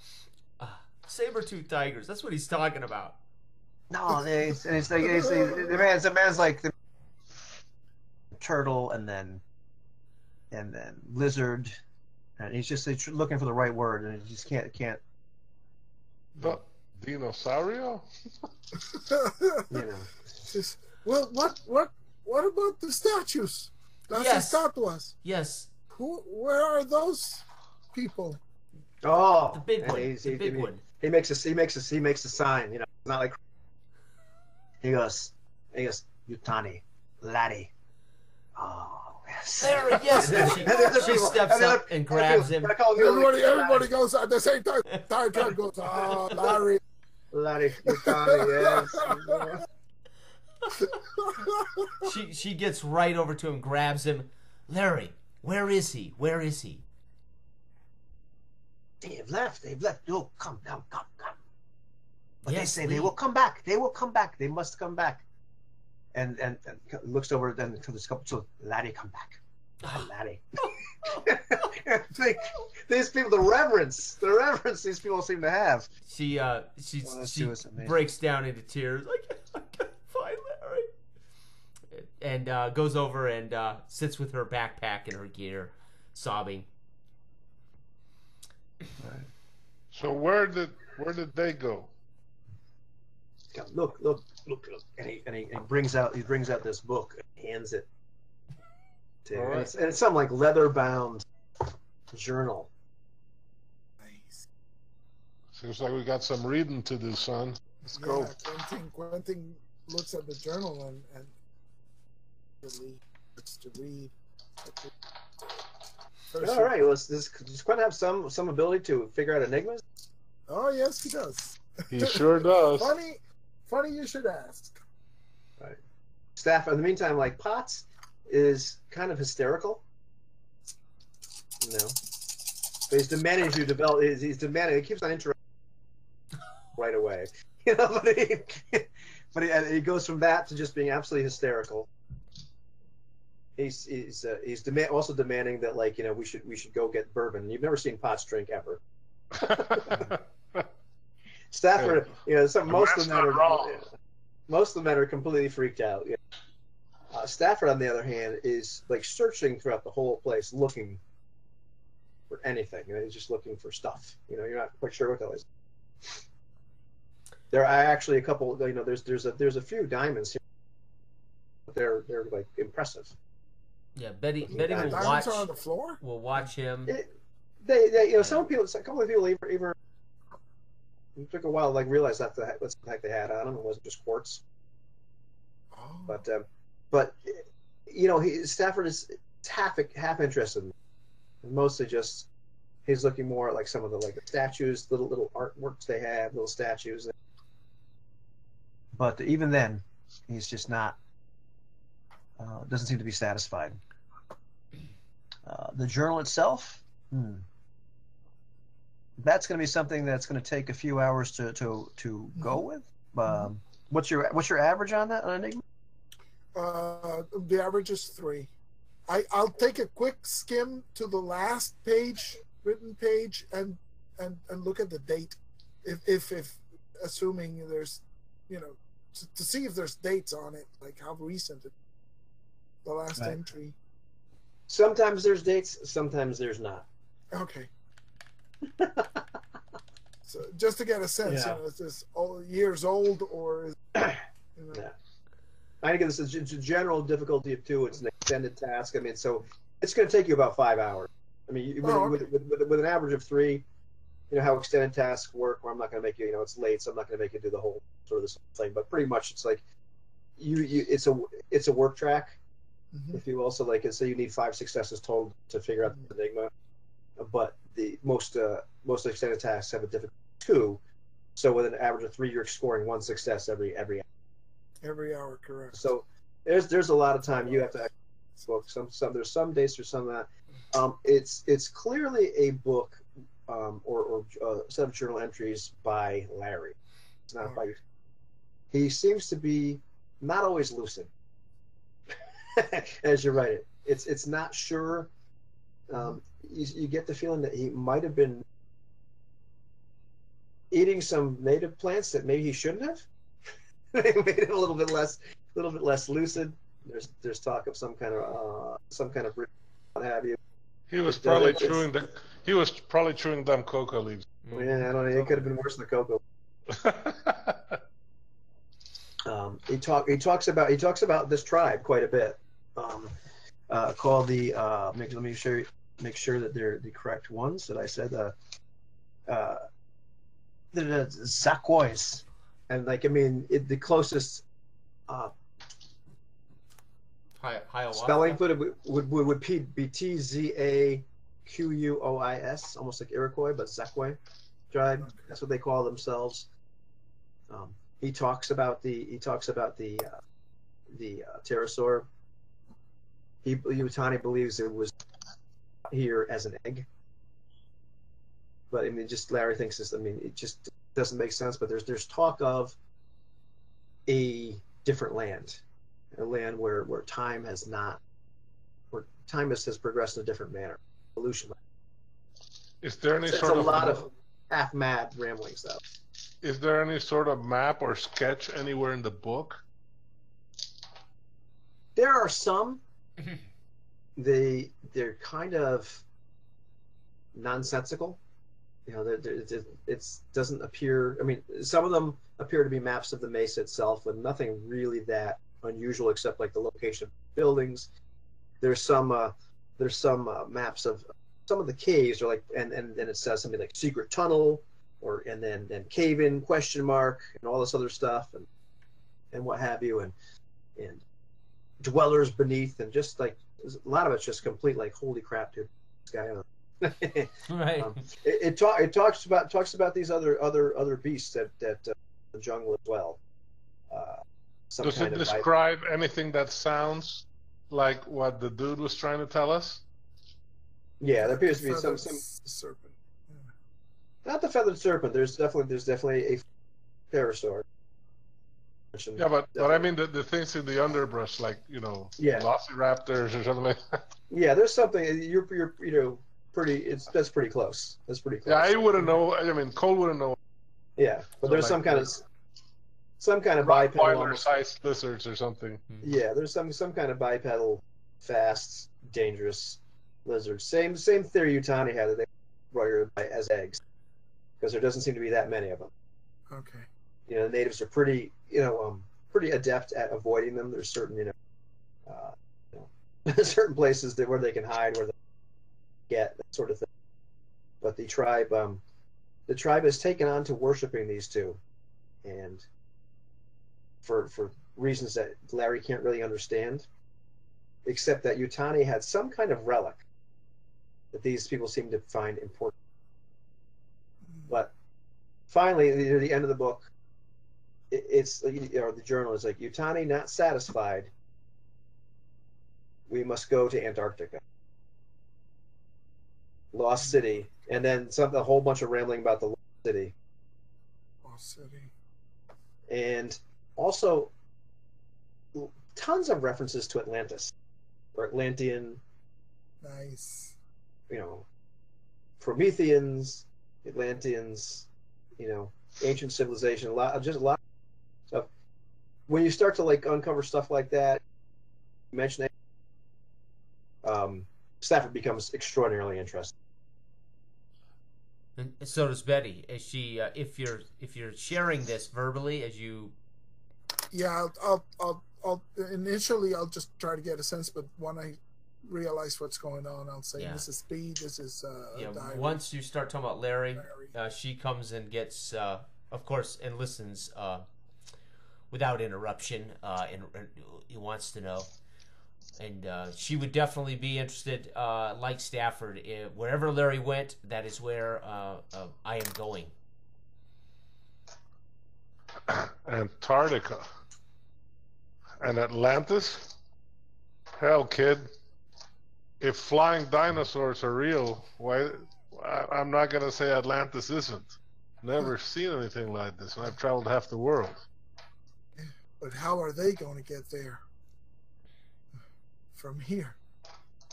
Maybe they tried to walk back to civilization? And why would Larry not come back to me first? Yeah. He had to have been out of his mind. There are maps here, half finished. There seem to be some sort of caves, cave system. I don't know. And the Nazis are here, so they must think they can get in here too, right? Is there any mention of the Nazis in the journal? Any mention of what?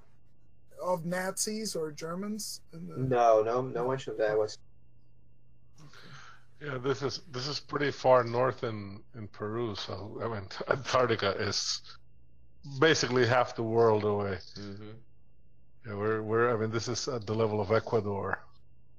And the wizened man who Spanish is going. Oh yes, they leave, and it's 1 year ago. Oh. Almost, but he looks back at the children. Laddie, come back. Laddie, come back. I'll say, this is Mrs. B. She is Larry's wife. Yeah, she tries to explain to him that Larry is my spouse, my husband. Esposa de Larry. You know, man. Esposa de woman, Larry. Oh, Man, woman.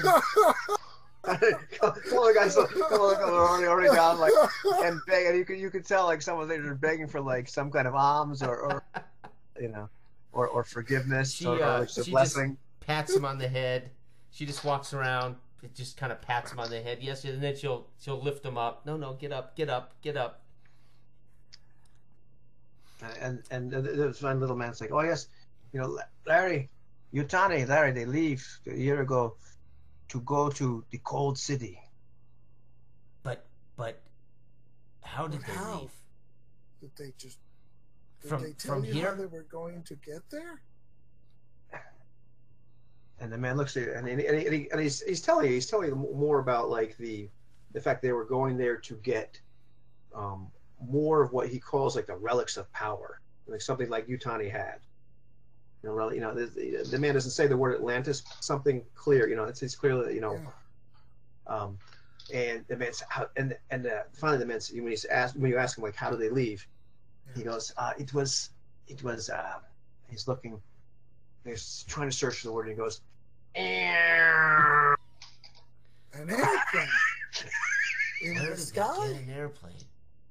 yes. And he's the great magic. Larry has some explaining to do when I say it. Now we know why he keeps running away. He has some explaining to do. It's about this time. If that man bought a plane without telling me. Right. What did you say? It's about this time? It's about this time, as we come to the end of the session, that you're so animated in this discussion that I've taken the liberty of GM Fiat. Of course. To have you fail your perception roll at this exact moment. Because the Nazis are here. Because you hear the voice of the man. And so it seems as though we are going to be going to Antarctica to find your Larry. We will be needing your assistance and perhaps this map. I would leave you here dead, but we are going to need some more bodies. We turn around and we see. And you turn around. Yeah, you turn around. There's 4 men holding guns on you. And you know they've got the drop on you at this point. They've got the submachines, and there's one man. Yeah, exactly. Right, exactly. There's one man, but he's very well dressed, very dressed looking Nazi. You know. And, we will shoot you. Arrest them, then shoot and interrogate them. Just shoot them. And you realize you've been taken prisoner. Perhaps you're going to be, used as extra crew, or people, perhaps for your explorer capabilities, as their men were lost. But you've been taken prisoner and are escorted upon the Zeppelin of Mr. Hans Gruber crew. Ooh, nice. As it seems as we are going to Antarctica. Awesome. To find your Larry. Awesome. And I'm going to cut it right there. Outstanding, man. This was great. This is fantastic. It's very good. Hope you had fun too with our oddball reactions, man. Oh, no, that's perfect. That's perfect. Because I just had the So hopefully, if you want to continue to play, like when we get a chance to. Oh yeah, of course. Oh yeah, definitely. There's no reason we can't squeeze this into the rotation on Thursday night. So you can. Yeah. I would vote for this. Yeah. Going to the top of the rotation with Star Trek. Yeah, and Star Wars. I still want to play some NDS. Yeah. Oh yeah, yes. yeah, me too. Heck yeah. Well, thank you, Ivan, on your 50th birthday, my friend. Thank you for doing this for us. Thank you. You gave us a present. That's very kind of you. Yeah. Thanks a lot for indulging me on the hex. This is Oh, this is great. This is great. I've always wanted to play something in this genre and had never really gotten to do it. This is I awesome. had never considered like this whole thing with the Hollow Earth, and what I wanted to play was like in the 1930s or something. yeah. But Well, you know, once I started thinking about it, I think if you do the genre right, then the dinosaurs and the Nazis and the thing, it all comes together, right? So Yeah. that's why I got tremendously excited when you said Indiana Jones. You're gonna It's do this. basically the same Yeah. era, but yeah, and you don't necessarily have to ever go into the. no. Yeah. You don't have to. You know, I mean, you can do it completely the outside way, just kind of kissing the odd and the unusual. No, but this is great. This Yeah. is fantastic. Yeah. Yeah. Very good. Fantastic. That was, I wish I'd had more time to work on some of those. Don't need it. Mechanic wise, yeah. We're all Yeah, you veterans. gotta- You really don't need it. You got at least a week to plan some more, because we don't know if Yeah. next week's a Star Trek again, or maybe Antoine needs more time. So hey, Right. we get it ready for next week. Oh yeah, no, I pretty much have Antarctica. What's over there? But I did not anticipate you teaming up with the Nazis. That was kind of a weird thing, but figure at that point they didn't do so well. Yeah. Why not get captured? Yeah. It's a staple of the genre. It is, Yeah. actually. I was talking to Jose, Yeah. because one thing I've noticed about these dice pool games is they're all fun and games until you whiff like on a 10 die roll and everything comes out failures, and that's when you die from one hit. So these games are very swingy. They're very fun, but very swingy. Yeah, they can be. But in particular, this genre is a lot of fisticuffs and a lot of, if you're a gun, you'll surrender. I mean, that's perfectly legit, and then maybe stage escape attempt at some point. So this is very genre. Yeah. Oh, no, yeah. you would if things go went a little differently, the snake would have killed. Ooh. You know what I mean? He would have died up there. And, Or the fall from the tree. Kid one never of the came two. back. Yeah, the other fall from the tree. Or Oh the yeah. fall from the tree. Yeah, Jason has one of those, which is Yeah. fantastic. Yeah. I saw Jason's face as I'm describing this. Well, it freaking dawned on me, snake in oh, shit. there. Because I had the list of encounters, like things I'd probably throw at you, and like I put like anaconda ? Just Yeah. I'm like looking, and I actually had to find these stats. I had to find the stats for a snake in Leagues of Adventure. I don't Yeah. think Hollow Earth has it. It was like for a regular size one, not Right. like giant. And I'm like, okay, well that's cool, it's in there. And so I'm like, well, you're nowhere near on a tree. I'm like, python, screw 'em. Makes sense. But then again, the other side of the genre is you got to push it. You got to do these things. You can't look at it like it's super deadly. You got to do the pulpy. Oh, it has to be Climb up pulp. on a tree, and Yeah. Well, that's why the ending of this whole well, we have you now. that's the exactly. whole point. Is you're supposed to. And it always, I own, I don't know how many old serials on DVD. Smiling Jack serials, which are the old 1940s black and white bomber jacket guy. He was a pilot, and he ends up in these. It's really versus the Japanese in China during World War or whatever. But I have another film called Adventures in Iraq, and the same thing. They end up crashing a plane in Iraq. This is in the 1930s, and they're captured by this tribe, and they're brought to the castle, and same kind of thing. They get captured, then they escape, then they get captured. So it's all that genre kind of stuff, But it's pulpy, high end, fisticuffs, shootouts, horseback chases. Yeah, and then they have to get the plane started. It's like a 1940, 30-something film. It's fantastic. Right. Yeah. I think the biggest issue for me with all this is just like I don't know enough history, so like I always play catch up with that. So like it's always like always the genre stuff. There's some guys that made some pretty good supplements for Hollow Earth and Leagues of Adventure, which they're so close. They're like 40 years off, so you can kind of modify them, one or the other. But I forget which one. I still need to go buy. I think it's like Shanghai or something. I forget which one. I think Anthony told me it's like it's $10 or something, but it's this whole freaking third-party thing for that, and just like awesome stuff. Well, the nice thing is once you're in the middle of the jungle, desert, or Antarctica, or in the Hollow Earth, then history stops mattering, right? Yeah. Right. History's for the intro. Well, and that's what And makes even this if you're not, so great. Even if you're not, the history is it's secondary to the tone. Yep.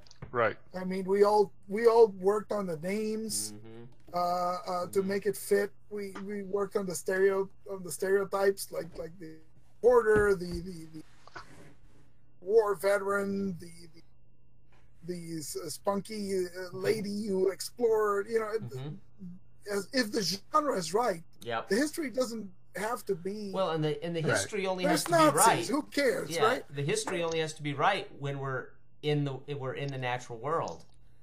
Right. It's like Lamentations. The farther we get away from, Right. we're the normal. Everything else is the wacky.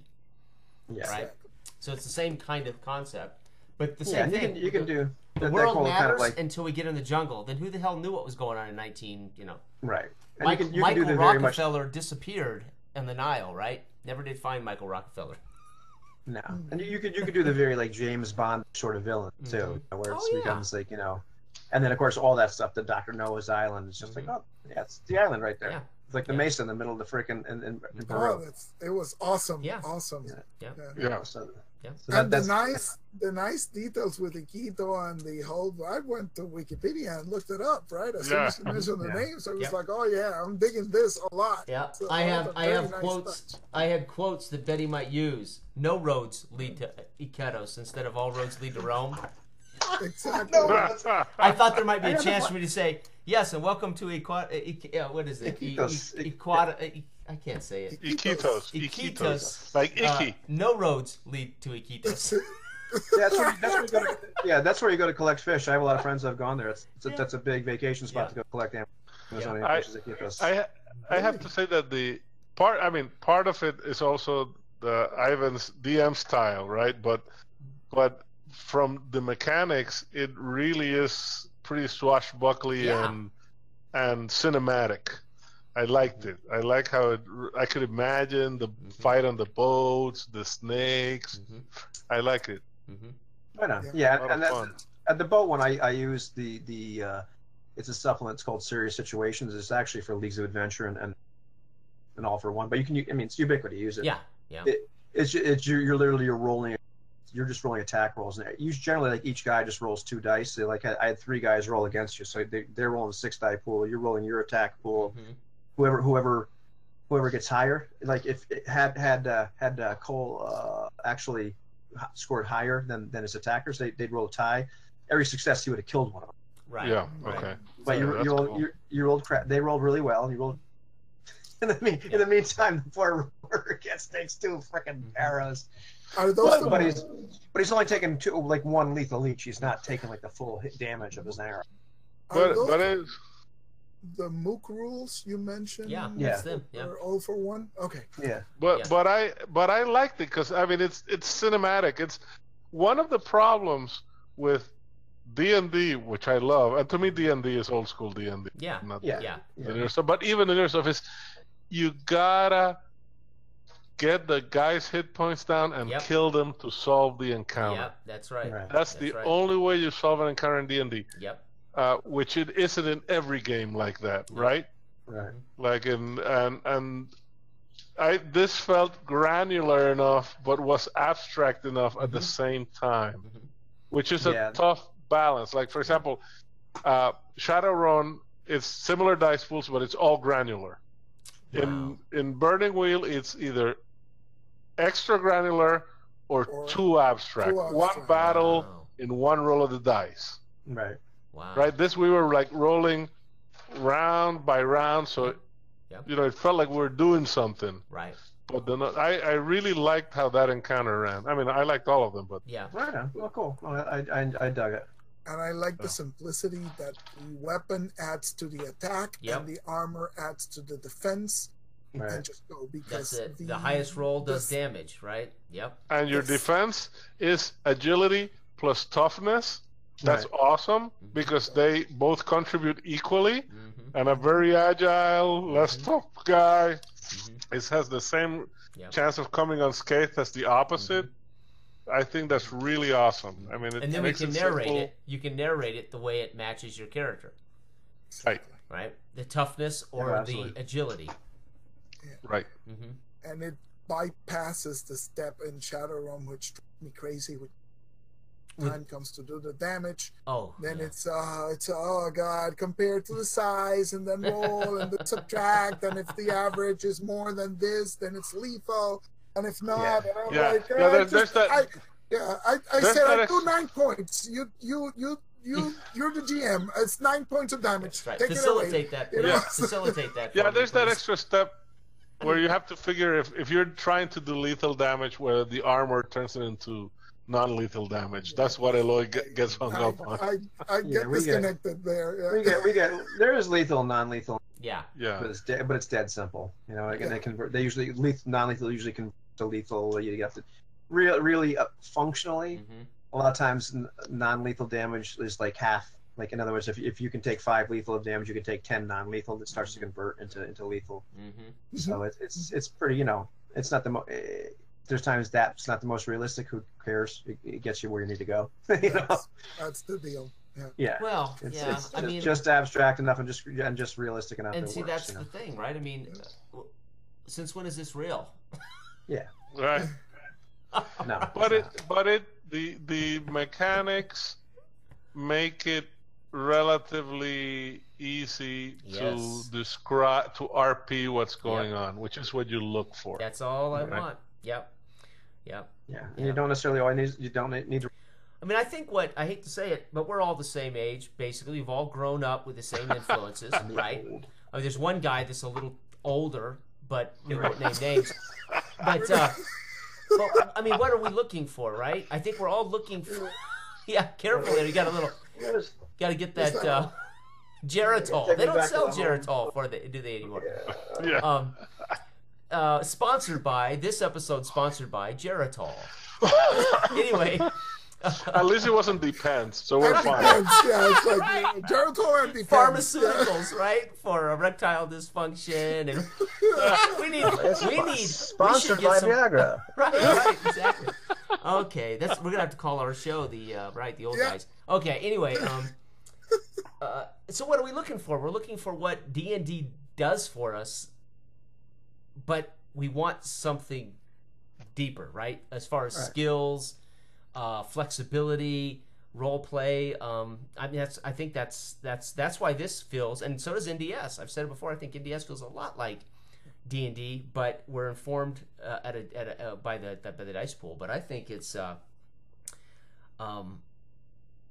Shadowrun would never do it for me, and some of these games are so bogged down. I wouldn't, as the old school guy or the old guy, be able to readily slide into those and see that as my future versus this or what's the other ones? NDS, where we get some of that crunch. We have the skills. We have the ability to have more to inform us.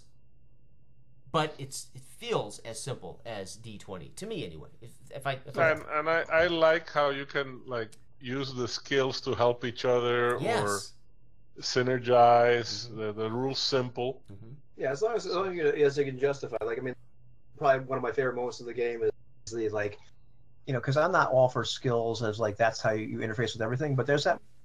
Well, geez, Betty, how the hell are you going to convince this Nazi? That's it. But see, that's and Betty has no freaking con skills whatsoever, which you can bat her eyelashes. And see, that's fascinating because one of my arguments against skills my whole career has been, but then I can't role play that. Right. See, you right there when you said, well, that's you don't have a skill for that. Well, shit, I'm not allowed to be Betty in that situation. Well, you can be Betty, but what are you gonna do? But I'm saying that with a different DM. Right. If it's not informed mechanically, would that have just been a dead role play? No, that's that moment where you the answer. Yeah, that can't be. That's the the answer. that's the moment where you use something like style and you really freaking juice it up. Right. And you got the guy next to you and right. just upon my wife. Yeah. and that's hey, that works. That's cool. Yeah. And that's why we want skills, because normally I should have, if I had more experience with these kind of games, I would have said, you know what? I really can't do this role play because Betty's not informed by that, right? Right. That's the danger. That's that's the wrong attitude. You got to Mhm. do the thing, Yeah, and then figure out how to fit the mechanics on it. that's And the right. mechanics will most of the time support you. Right. I mean, the worst thing that could have happened is that you had given a great performance, you had a really bad skill. Right. The GM would have given you a couple of boosts, Right. bonus dice. Right. Roll 2 extra dice. Right. And if you still whiff, That's it. it's great Mhm. because you acted the thing, and sometimes it That's works and sometimes it doesn't. That's It just So- Then we would have had a great chase That's scene. right. exactly Right. It's a win-win. But you know what you just described, Eloy? hmm You just described OD&D. Right. You just But there's a die roll. absolutely. There Yeah, is. but That's what I there's a mean, die though. I roll. role play my Yeah. butt off, and then the GM says, give me a die 6 roll on that. Exactly. Yeah. That's what This you, is a little more Right. So Normalized. if we You're have good the at some skills, things they're supposed to and bad at inform some us, things. right? Yeah. Well, that was like one of the philosophical things that Eloy has discussed with me over the years. Typical classical scene playing, I think it was 2nd edition. We're facing the bad guy of the campaign, and he turns into a dragon. And I'm playing this barbarian fighter who hates this guy because this guy's made my life hell. And we're on a gallery in this castle. Well, I tell the DM, I'm gonna jump at the thing's back and I'm gonna start stabbing him. And this DM, he's a good DM, but still back then there's no way to codify that, No. right? So the only way that I got him to go along with this was because he thought it was cool. You had to come up with something really cool and have the luck that the DM agreed it was cool. Yeah. So they'd let you do it. Yeah. Right. But it is codified. See, this is the other argument I've had from day one in D&D. It is codified. It's called armor class. And if you want to attack something, make a roll to hit armor class. Now, whether you're leaping off the gallery or you're standing in the mud or whether you are in a traditional initiative round by round, the reality is it is totally codified. So for him to have said, no, you can't attack the dragon, he would have been breaking the rules. But that's another of our points that we learned these systems when we were kids, Yeah. 10, Right. Mm-hmm. and you do concrete thinking at Yeah. that stage. So Right. if it says armor class, then you can't, your little kid mind cannot translate that Yeah. to applying under every circumstance, right? Right. So this is why all these systems develop, because That's it's it. like, okay, we got to get it into, if you can do the abstract processing and say, yeah, we'll factor it in. Yeah. Well, and I think that's some been people need the rules spelled out. They so do. they'll go like, oh, okay, it's allowed. well, and I think that's part of the problem with the limitations. When you say every single time somebody says to me they want to do something, I could ultimately just say, roll your arm, just roll to hit armor class all the time. I think players go, holy, we're just making the same roll all the time. So you want something that changes what you call upon and how you call upon those things, as opposed to just say, roll the saving throw, roll the hit armor class. Right. That's what's here- I think what's changed is the psychology of players saying, I don't want it to always be roll to beat armor class. Right. You know, I want it to be I want it to be shoot the gun with this thing, and I kind of want it to be negotiate with this thing, and it's a slightly different mechanic for everything. Same mechanic, excuse me, but you're informed by something else. But it kind of makes sense because you're Yes, not as it good. does. I mean, you're Totally good at makes driving, sense. but you're not good at writing. That's it. Shooting, but you're not good That's at, it. So in Yeah, this I mean, game, if he says I want to leap on the dragon's back, I might say, "Holy shit! You know what? We're going to call that athletics." I have the power to say we're going to make this an athletics attack roll. You're going to use athletics for your attack, not brawling or not, knife fighting, right? That's what's so cool about something like this. Because And then I Jose can say, well, yeah, but I'm gonna next time. you broke up. I didn't hear you. Well, that's when Cole's gonna, it's when Cole's gonna say, hey, yeah, but I'm gonna synergize with my freaking badass That's it. acrobatics roll too. Which was what I do with Philippe all the Which time. is As long as I can that's justify using athletics and acrobatics, and I'm gonna, freaking hoist myself and swing and grab on. Right. And in D20, I can go, that's awesome. I'll give you a +2 to hit. Right. Yeah, I mean, here, Right. yeah, exactly. I mean, that's where we're here, at, right? Yeah, and here we had that moment though, like where Betty's like literally has no deception skill to save, so she spends all of her mojo, like all of it, like spends the style points, and then Right. gets some synergizing, like with Cole's just being intimidating, and just makes the Nazis No, it's the perfect. difficulty I set for the Nazi. I'm like, oh, Mhm. okay, you know. And It was great because it was like a 1-2 punch. It's like Yeah. I'm being charmed and intimidated at the same time. Like, what is that? Yeah, right. You can just see the German wanting to say, do something with your wife, and then looks up and goes, well, yeah, it's the, you can just see he's about to say, listen, lady, get out of here. And then he looks over and says, oh, yeah. she's doing the best she can, which ain't that good, you know. You know. That was a great All scene. right, guys. Oh, Well, it's I great gotta go. But it is no longer my birthday. I don't think. Thanks 2 more again, minutes, my Ivan. birthday. Thanks again, my friend. Right It on. was awesome. Yeah. Really, Yes. we really appreciate it. Perfect. Glad you guys had fun. Thanks. Now on the rotation official. Oh, yeah. Right on. Awesome. All the worst. Okay. Okay, guys. I'll talk to you later. All right. Bye. Bye-bye.